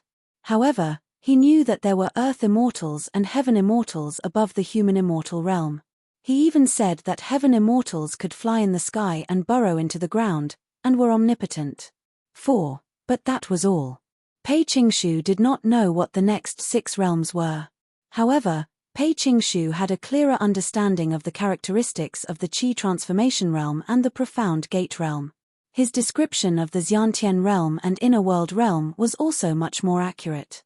Especially the description of the Xiantian realm. Once the profound gates were opened, there would be a resonance between the inside and the outside. It would wash away all the postnatal qi in the body and reverse into a Xiantian body. A Xiantian expert could use his martial arts moves to control the power of nature. 1. It was very similar to the characteristics of the 7th level of qi refinement. 3. As such, the 3rd layer of qi refinement and the 7th layer of qi refinement could be matched to the corresponding realms. Human immortals should be equivalent to foundation establishment cultivators. Kui Heng was certain of his guess. In that case, Earth immortals should be equivalent to golden core and heaven immortals to nascent soul cultivators. 4. As for the description of how a heavenly immortal could soar through the sky and burrow through the earth, it wasn't within his scope of consideration. After all, a 7th-layer chi refinement cultivator could already fly. He couldn't possibly think that a heaven immortal was only equivalent to a 7th-layer chi refinement stage cultivator. 6. After Kui Heng dismissed Pei Qingshu, he fell into deep thought again. Although this world's realms sound a bit ridiculous, it's definitely an extremely dangerous mortal world. With my current strength at the peak of the Foundation establishment realm, it's simply not enough. Thankfully, the cultivation concepts of these immortal martial techniques gave me quite a bit of inspiration. I estimate that I will be able to deduce the method to ignite the Tao Foundation True Fire tonight. Golden core is possible. 6. The next morning, the yellow-scarved strongman brought Pei Qingshu and Li Mingqiong to a chamber on the 3rd floor. They were puzzled. Could it be that Immortal Venerable wanted to impart an immortal spell to both of them at the same time? But from Immortal Venerable's words yesterday, it seemed like he wanted to create a suitable immortal martial technique for both of them. What was going on? Just stand still. Kui Heng noticed their bewilderment, and he said with a smile, "I'll pass the immortal cultivation techniques to you with the heart imprint technique." Heart imprint? What is a heart imprint? But in the next moment, they knew. Kui Heng circulated his dharmic powers and instantly condensed the information of the 2 immortal cultivation techniques into 2 heart imprints. They transformed into a golden beam and a green beam of light, imprinting themselves in Pei Qingshu and Li Mingqiong's minds. Both of them felt their vision go dark, and then they felt a ball of light appear in their minds. As long as they concentrated on the ball of light, countless martial arts cultivation information would appear. Although this martial arts cultivation information was not strictly comparable to the 21 realms of the mortal and immortal realms, it described Kui Heng's cultivation understanding and achievements after cultivating to the peak. The techniques could allow one to control chi to soar into the sky, enter and exit the underworld, summon wind and rain, and transform land into rivers. 9. Li Mingqiong sensed the description in the green light and was filled with joy. This was definitely a method for immortal ascension. On the other hand, Pei Qingshu was incomparably shocked and overjoyed. How was this merely a method to become an immortal?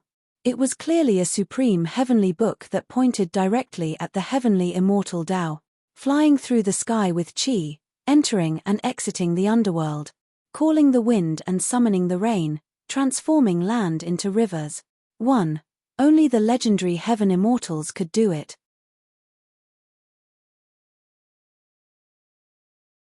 After imparting the immortal martial techniques to Pei Qingshu and Li Mingqiong through heart imprint, Kui Heng no longer cared about them. After imparting the immortal martial techniques to Pei Qingshu and Li Mingqiong through heart imprint, Kui Heng no longer cared about them. The seeds of good karma had been sown. 8. He just needed to wait for the seeds to sprout. 3. Although Kui Heng did not bother about Pei Qingshu and Li Mingqiong, they did not dare to disrespect Kui Heng. Especially after they cultivated the immortal martial technique that Kui Heng taught them, their reverence towards Kui Heng had even risen to an extreme. The immortal martial technique imparted by the Immortal Venerable was too powerful. It far exceeded their understanding of martial arts. Although these few days of cultivation did not allow them to break through to the next realm, it increased the quality of their inner chi and directly caused their bodies to undergo a second transformation of tendons and marrow cleansing. Their strength had increased by at least 5 times. This was simply unbelievable. One of them was the most favored princess of the current dynasty, while the other was the eldest son of a top aristocratic family. Both of them cultivated top-notch martial techniques. Even the martial arts of cultivators from the immortal sects might not be much stronger than theirs. Now that they had obtained such a ridiculous improvement, it meant that the mysteriousness of these 2 immortal martial techniques could completely trump those from the immortal sect. And this was merely a casual immortal technique created by Immortal Venerable overnight. As expected of an Immortal Venerable. 1. In Pei Qingshu and Li Mingqiong's hearts, Kui Heng's position had already reached a supreme level. Every morning and evening, both of them would pay their respects to Kui Heng. It wasn't for anything else. They just wanted to see Immortal venerable, to admire his face and feel his aura. Times like this passed very quickly. 12 days passed in a flash. 3. After Pei Qingshu and Li Mingqiong kowtowed to Kui Heng, they left with the 2 golden lights. 1. Kui Heng walked out from the quiet room on the 3rd floor and looked at the place where the 2 of them disappeared. His gaze was complicated. To him, Hong Fugue's arrival was a pleasant surprise after being alone for 10 years. His compassion for his fellow humans and desire to save the world had moved him. 1. Hong Fugue respected him as his teacher, and he also treated that child as his own student. Jiang Chichi's arrival was like a ray of sunlight that illuminated the frozen mountains and rivers, slowly melting his originally frozen and lonely self. That desire to gain strength for others and her wish to fight the strong and help the weak made him sigh. Jiang Chichi called him Big Brother Immortal, so he was willing to treat that little girl as his younger sister. 2. However, Pei Qingshu and Li Mingqiong were different. He was not as serious with these 2 people as he was with Hong Fugue and Jiang Chichi. Perhaps it was because he had cultivated for more than 100 years and had found a path that suited his mental state. Even though he had not seen anyone for decades, Kui Heng did not feel very lonely. Hence, after Pei Qingshu and Li Mingqiong arrived, his emotions did not change much. He did not feel anything. 1. Until they left, they did not even know Kui Heng's name. Perhaps, this is the difference between the levels of fate. Kui Heng gazed into the distance and muttered to himself, in the next 150 years, there's no need to receive any more guests. 3. The beginner's immortal cultivation technique was a true beginner's tutorial. 6. It talked about every step he had to take to break through. For example, from the early to mid-stage foundation establishment realm, one needed to make their dharmic powers more agile and activate their Tao foundation.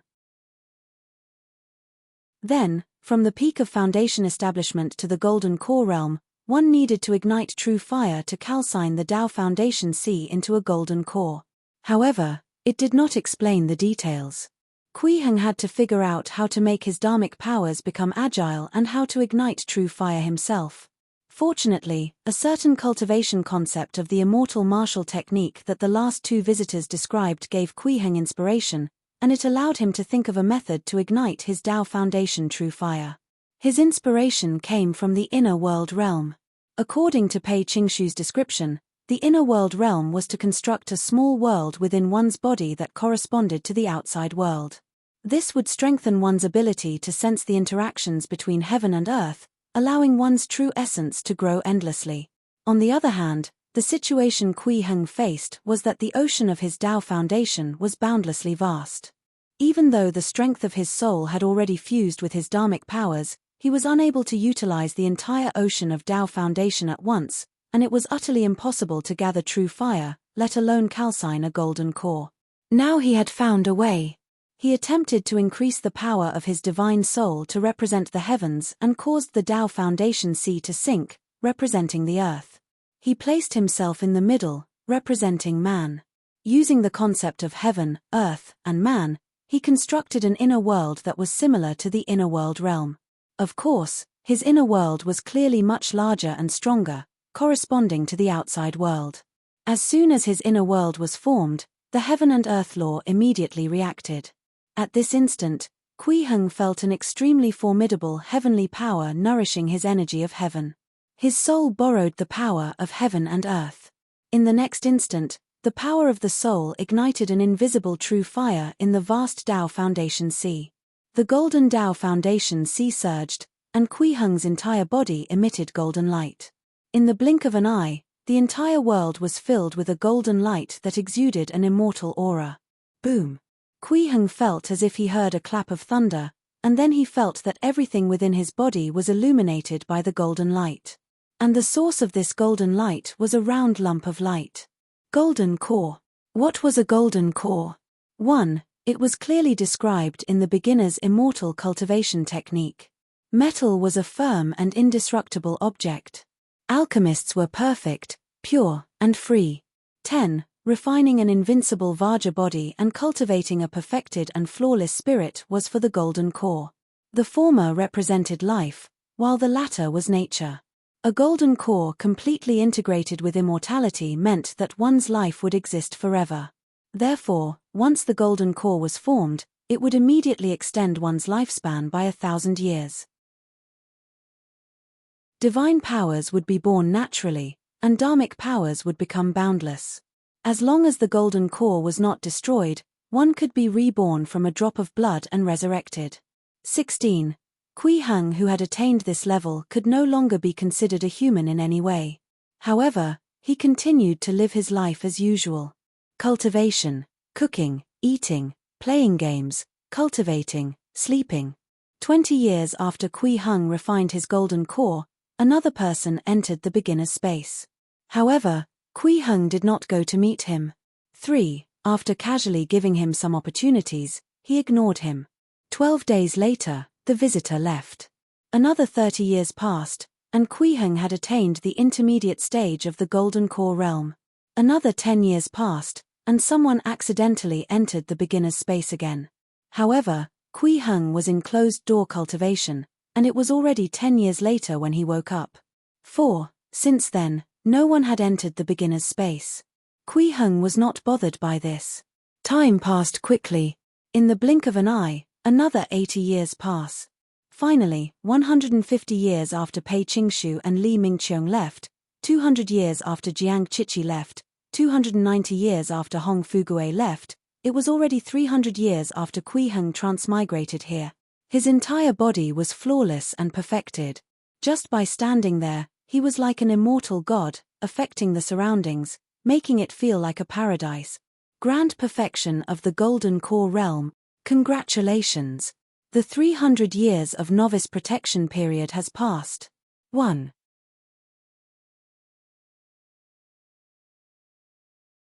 Congratulations! The 300 years of novice protection period has passed. Congratulations! The 300 years of novice protection period has passed. The omnipotent immortal cultivation system will continue to serve you and protect your path to immortality. Warm reminder, your novice benefits have expired. If you need to extend the time limit, please recharge it and upgrade to an all-round cultivation package. Your version of the system is relatively low and has yet to be upgraded. Do you want to upgrade the system? 6. Yes/No. Along with a series of system notifications, Kui Heng could clearly sense that everything around him was rapidly disappearing. First, the beginner's hut disappeared. Then, the beginner's farm disappeared. Following that, he lost his connection with the yellow-scarved strongman. His treasure robe and flying sword also disappeared into thin air. This was what it meant when the novice protection period expired. It was naturally impossible to continue staying in the beginner's space. In the blink of an eye, the naked Kui Heng left the beginner's space and reappeared in a forest full of trees. 3. The giant trees here towered into the sky, blocking out the sunlight. The temperature was damp, and the air felt somewhat sticky. That's too ridiculous. It didn't even leave me some clothes. 2. Kui Heng complained helplessly. Fortunately, he had already attained the grand completion stage of the golden core realm.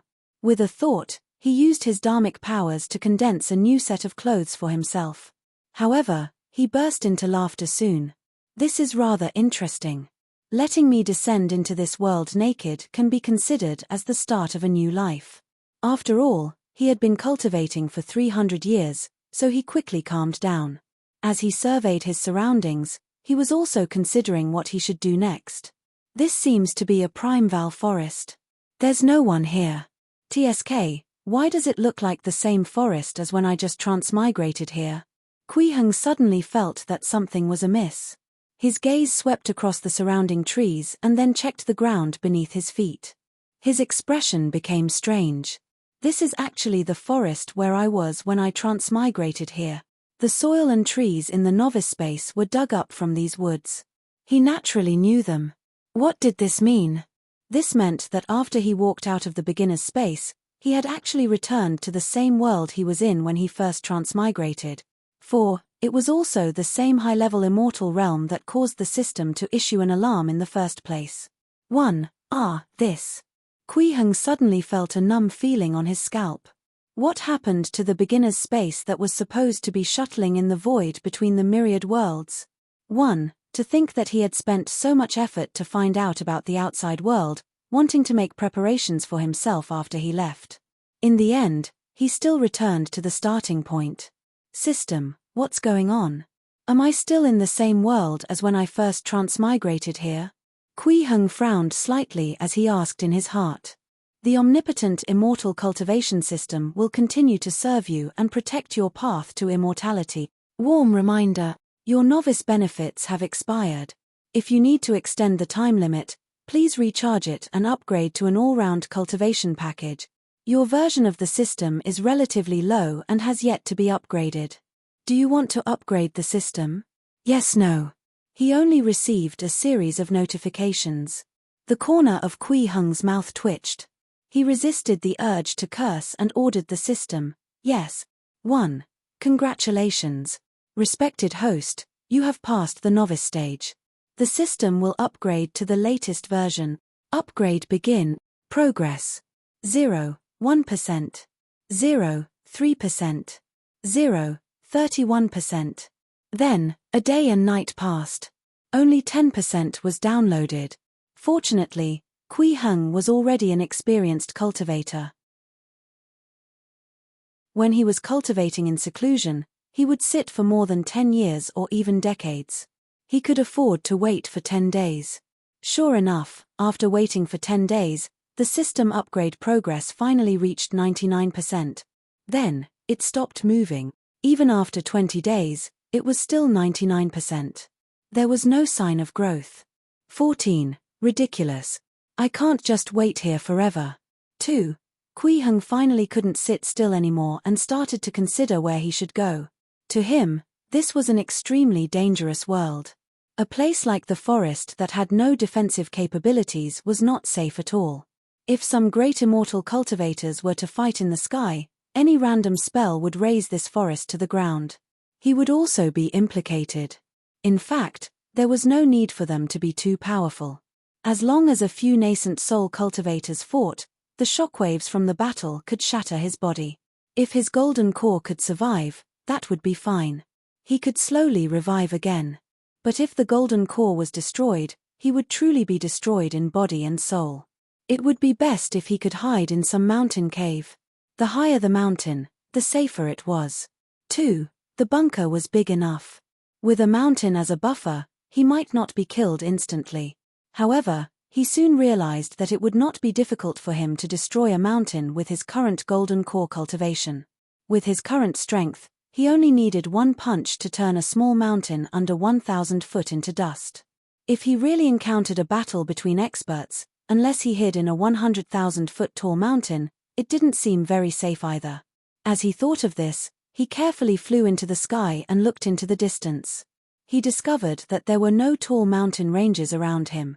3. Moreover, there was a village about 30 li away. This meant that this place was not really far from human habitation. If there were people gathered nearby, there was a possibility that there would be powerful beings and almighty beings. There was also a possibility that he would encounter beings that he could not resist. As for going to the village to inquire about the situation, he didn't even think about it. 1. Before having full confidence in self-preservation, contact with any stranger can lead to danger. 5. Hence, after careful consideration, Kui Heng looked at the ground beneath his feet. Following that, he secretly circulated his dharmic powers as his body lit up with a faint golden glow. At the same time, the ground under Kui Heng's feet seemed to be pulled by some invisible force, and it automatically parted to the sides. His entire body slowly sank into the ground. That's right.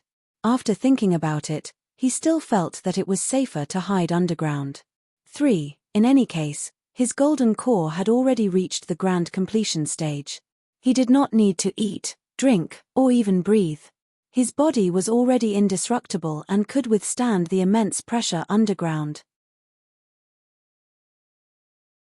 Hiding tens of thousands of meters underground was much safer than hiding in a cave. As for the method of sinking into the soil, it was actually a divine power that was naturally produced after he refined his golden core. He called it the 5 elements retreat. This included the water-repelling technique, fire-repelling technique, earth-repelling technique, etc. 3. After the novice period benefits expired, I can't even continue to use the beginner's immortal cultivation technique. Otherwise, I can cultivate underground until I transcend the tribulation and ascend. 1. Kui Heng pondered as he sank deeper into the ground. Right now, I only know the method to break through to the nascent soul stage. The rest of the content can only be seen after recharging. I'm afraid that I'll still have to leave after the system finishes upgrading. However, as long as I open the charging channel, I'll be able to recharge and extend the use of the beginner's space.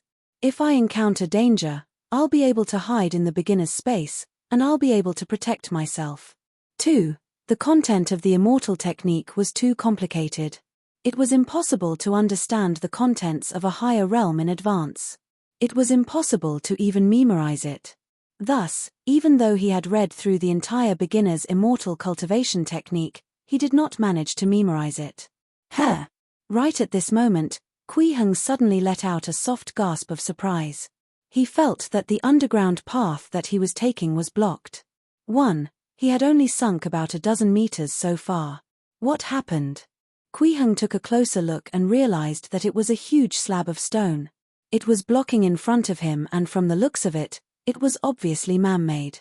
There were also many pieces of stone that were laid together. There was such a thing more than 10 meters underground. It was probably a tomb. Kui Heng wasn't interested in tombs. However, just as he was about to take a detour, he suddenly received a system prompt. Congratulations! System upgrade has been completed. Charging channel has been opened. Congratulations! You have discovered an item that can be converted into currency. Do you want to convert it immediately? 5.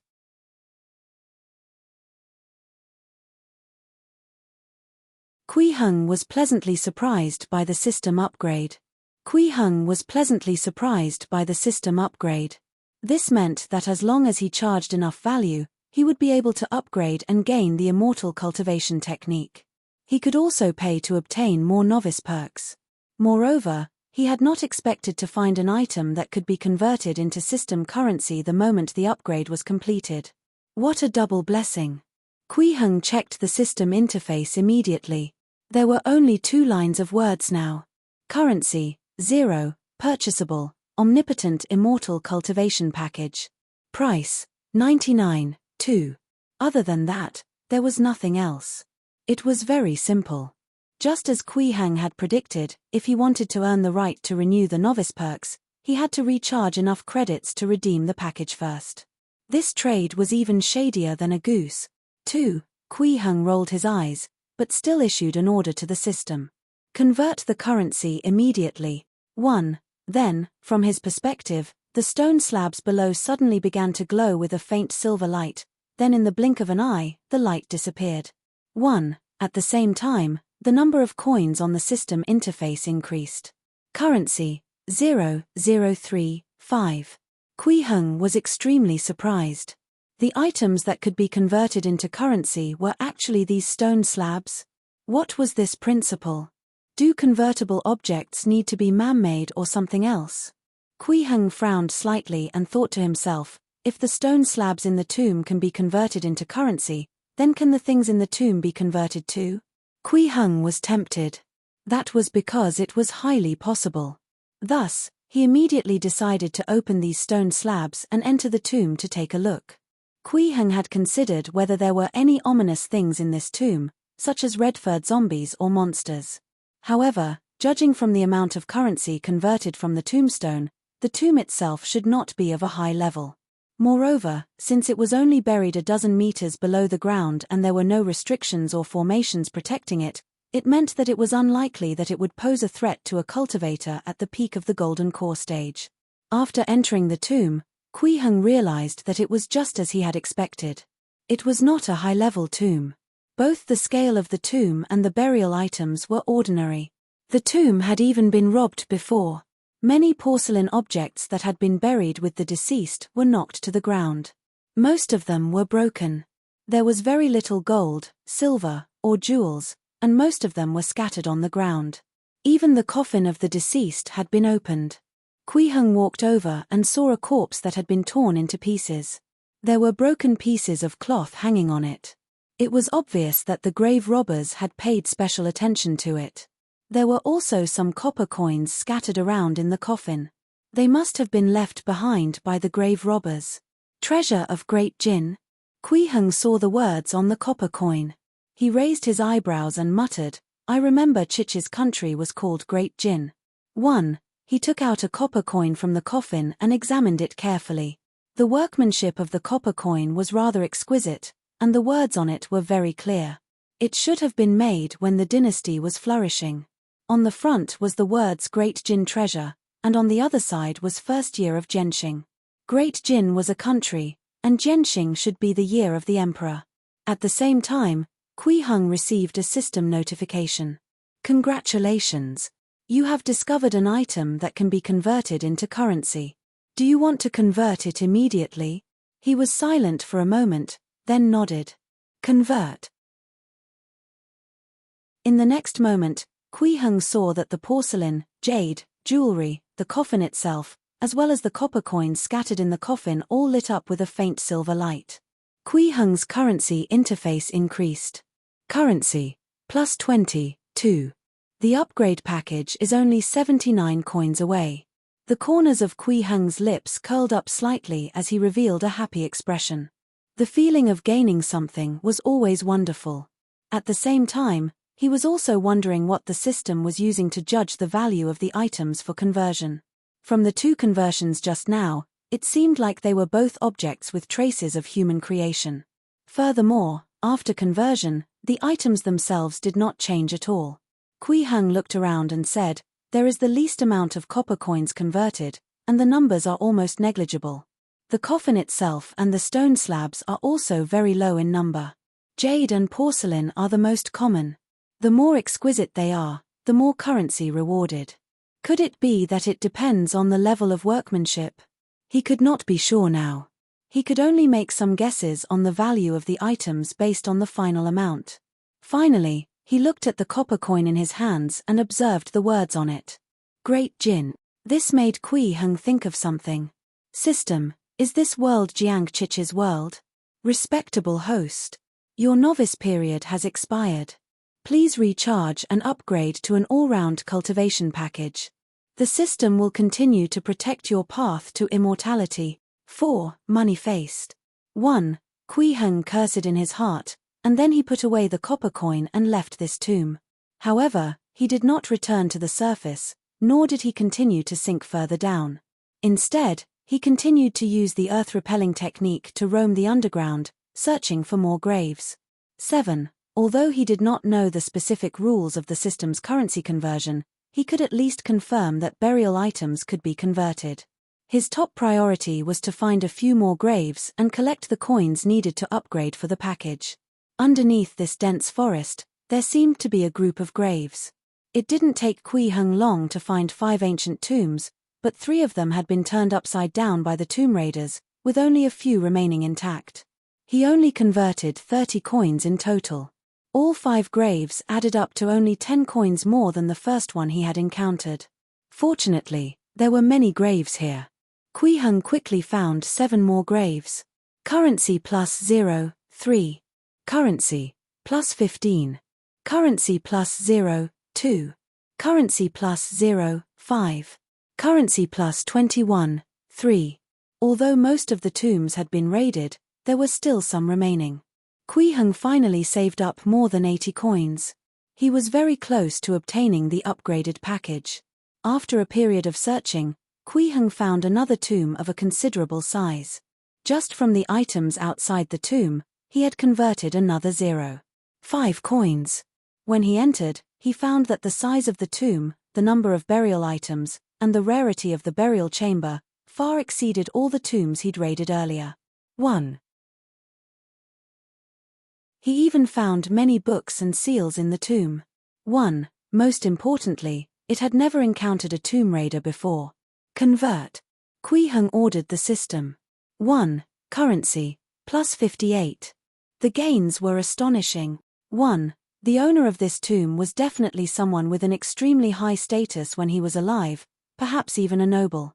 However, even with this kind of identity, the deceased still didn't have any special protection in the tomb. There were only some traps. This caused Kui Heng to feel slightly puzzled. What effect could such ordinary traps have on powerful cultivators? Let's see what's written in these books. Kui Heng walked to a bookshelf. Boom! At this moment, Kui Heng suddenly heard an explosion from outside. The tomb chamber shook violently, and the bamboo slips on the bookshelves fell down. Then, loud laughter came from outside. It's open! It's open! Ha ha ha! Brothers, look! We're rich! This is really King Lu's tomb. We're rich, too.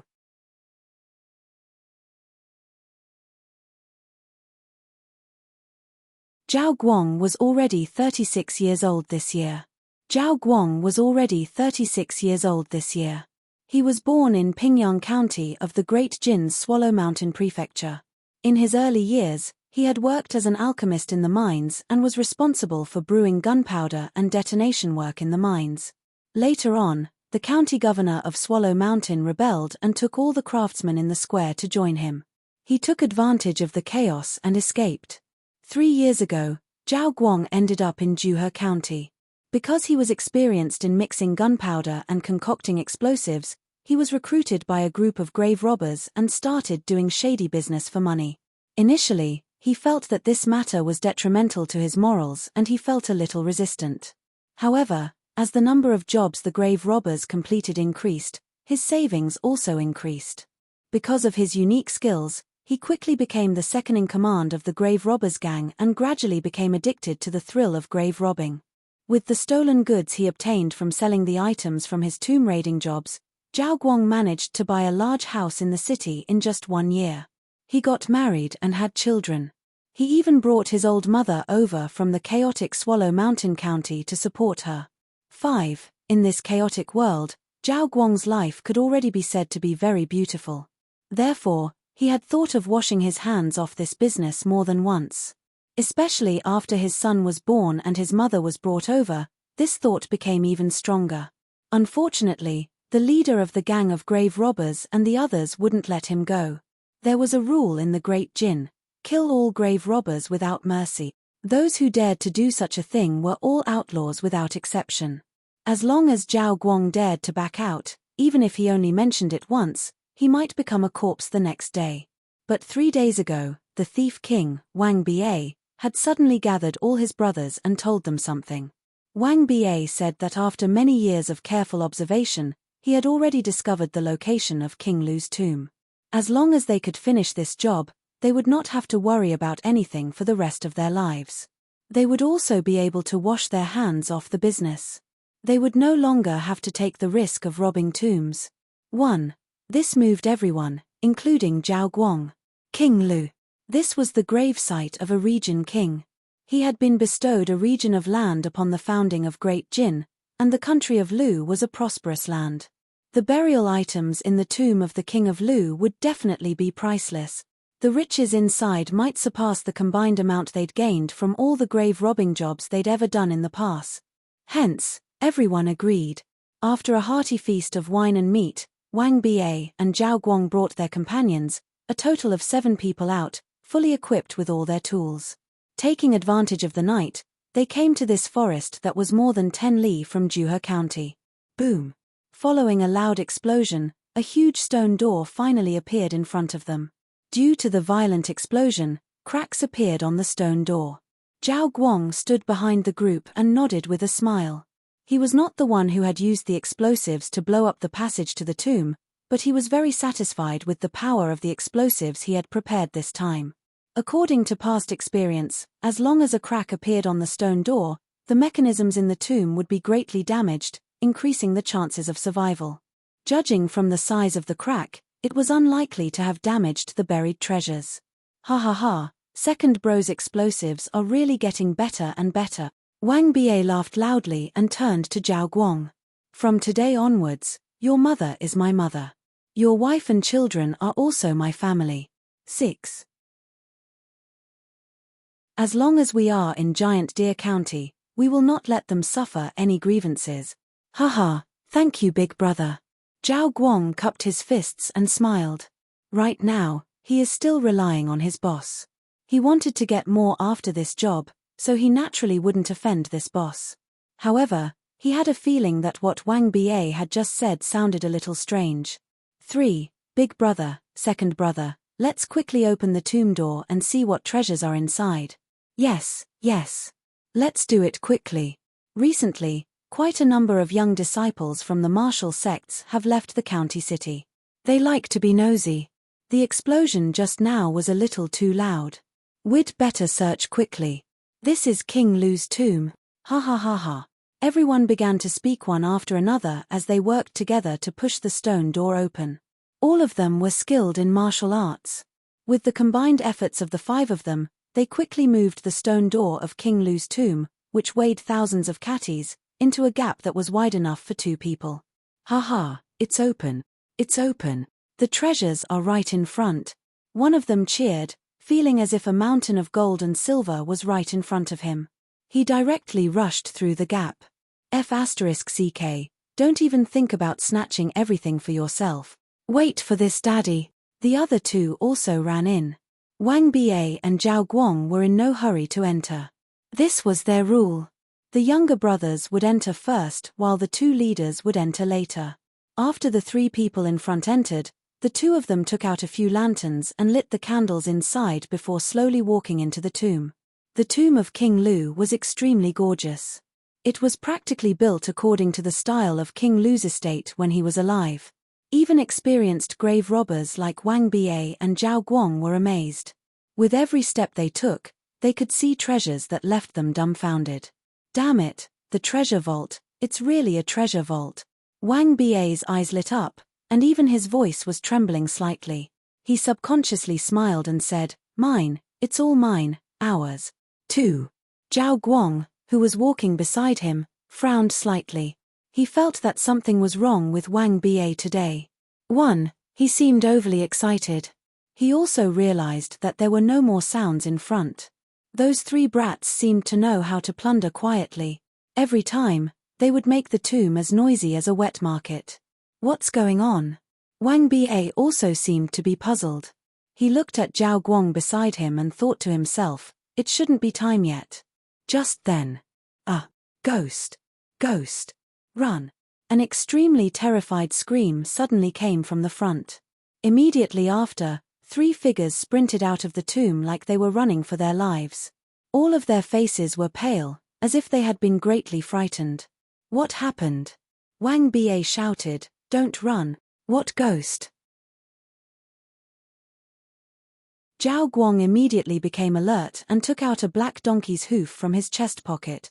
5. In the blink of an eye, the 3 of them arrived before the 2. Big brother. Second brother. Quick. The 3 of them wanted to shout, but their voices stopped abruptly. Their bodies twitched violently, and they actually died from bleeding from their 7 apertures in the blink of an eye. When Zhao Guang saw this scene, he felt like his scalp was about to burst open with fear. He hurriedly looked at Wang Ba beside him. "Big brother, why don't we?"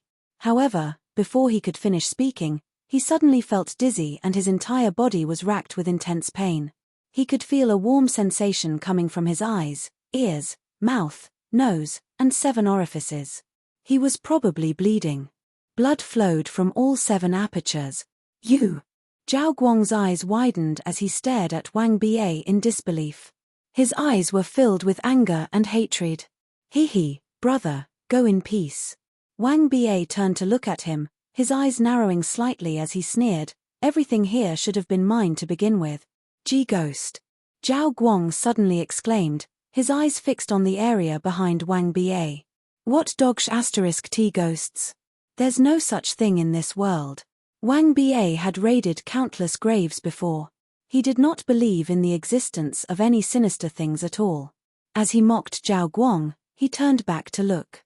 However, this scene caused him to freeze as if he'd been struck by lightning on the spot. He saw a youth dressed in strange clothes slowly walking out of the gloomy and dark tomb, walking towards him step by step. A person. There was actually a person inside. In the tomb of King Lu, which had been sealed for more than 100 years, there was actually a sixth person besides them. One, who? At this moment, a breeze blew over from inside the tomb. Wang Ba was horrified to find that the candle in his lantern had been blown out. Man lights candles. Ghosts blow out the light. No. Don't come over. Wang Ba was so scared that his face turned pale, and he cried out in extreme fear. At this moment, he felt something explode in his head. An indescribable sense of fear instantly overflowed. You're tuning in to the Celestial War YouTube channel. Don't forget to subscribe and join us on this journey to catch the most captivating stories.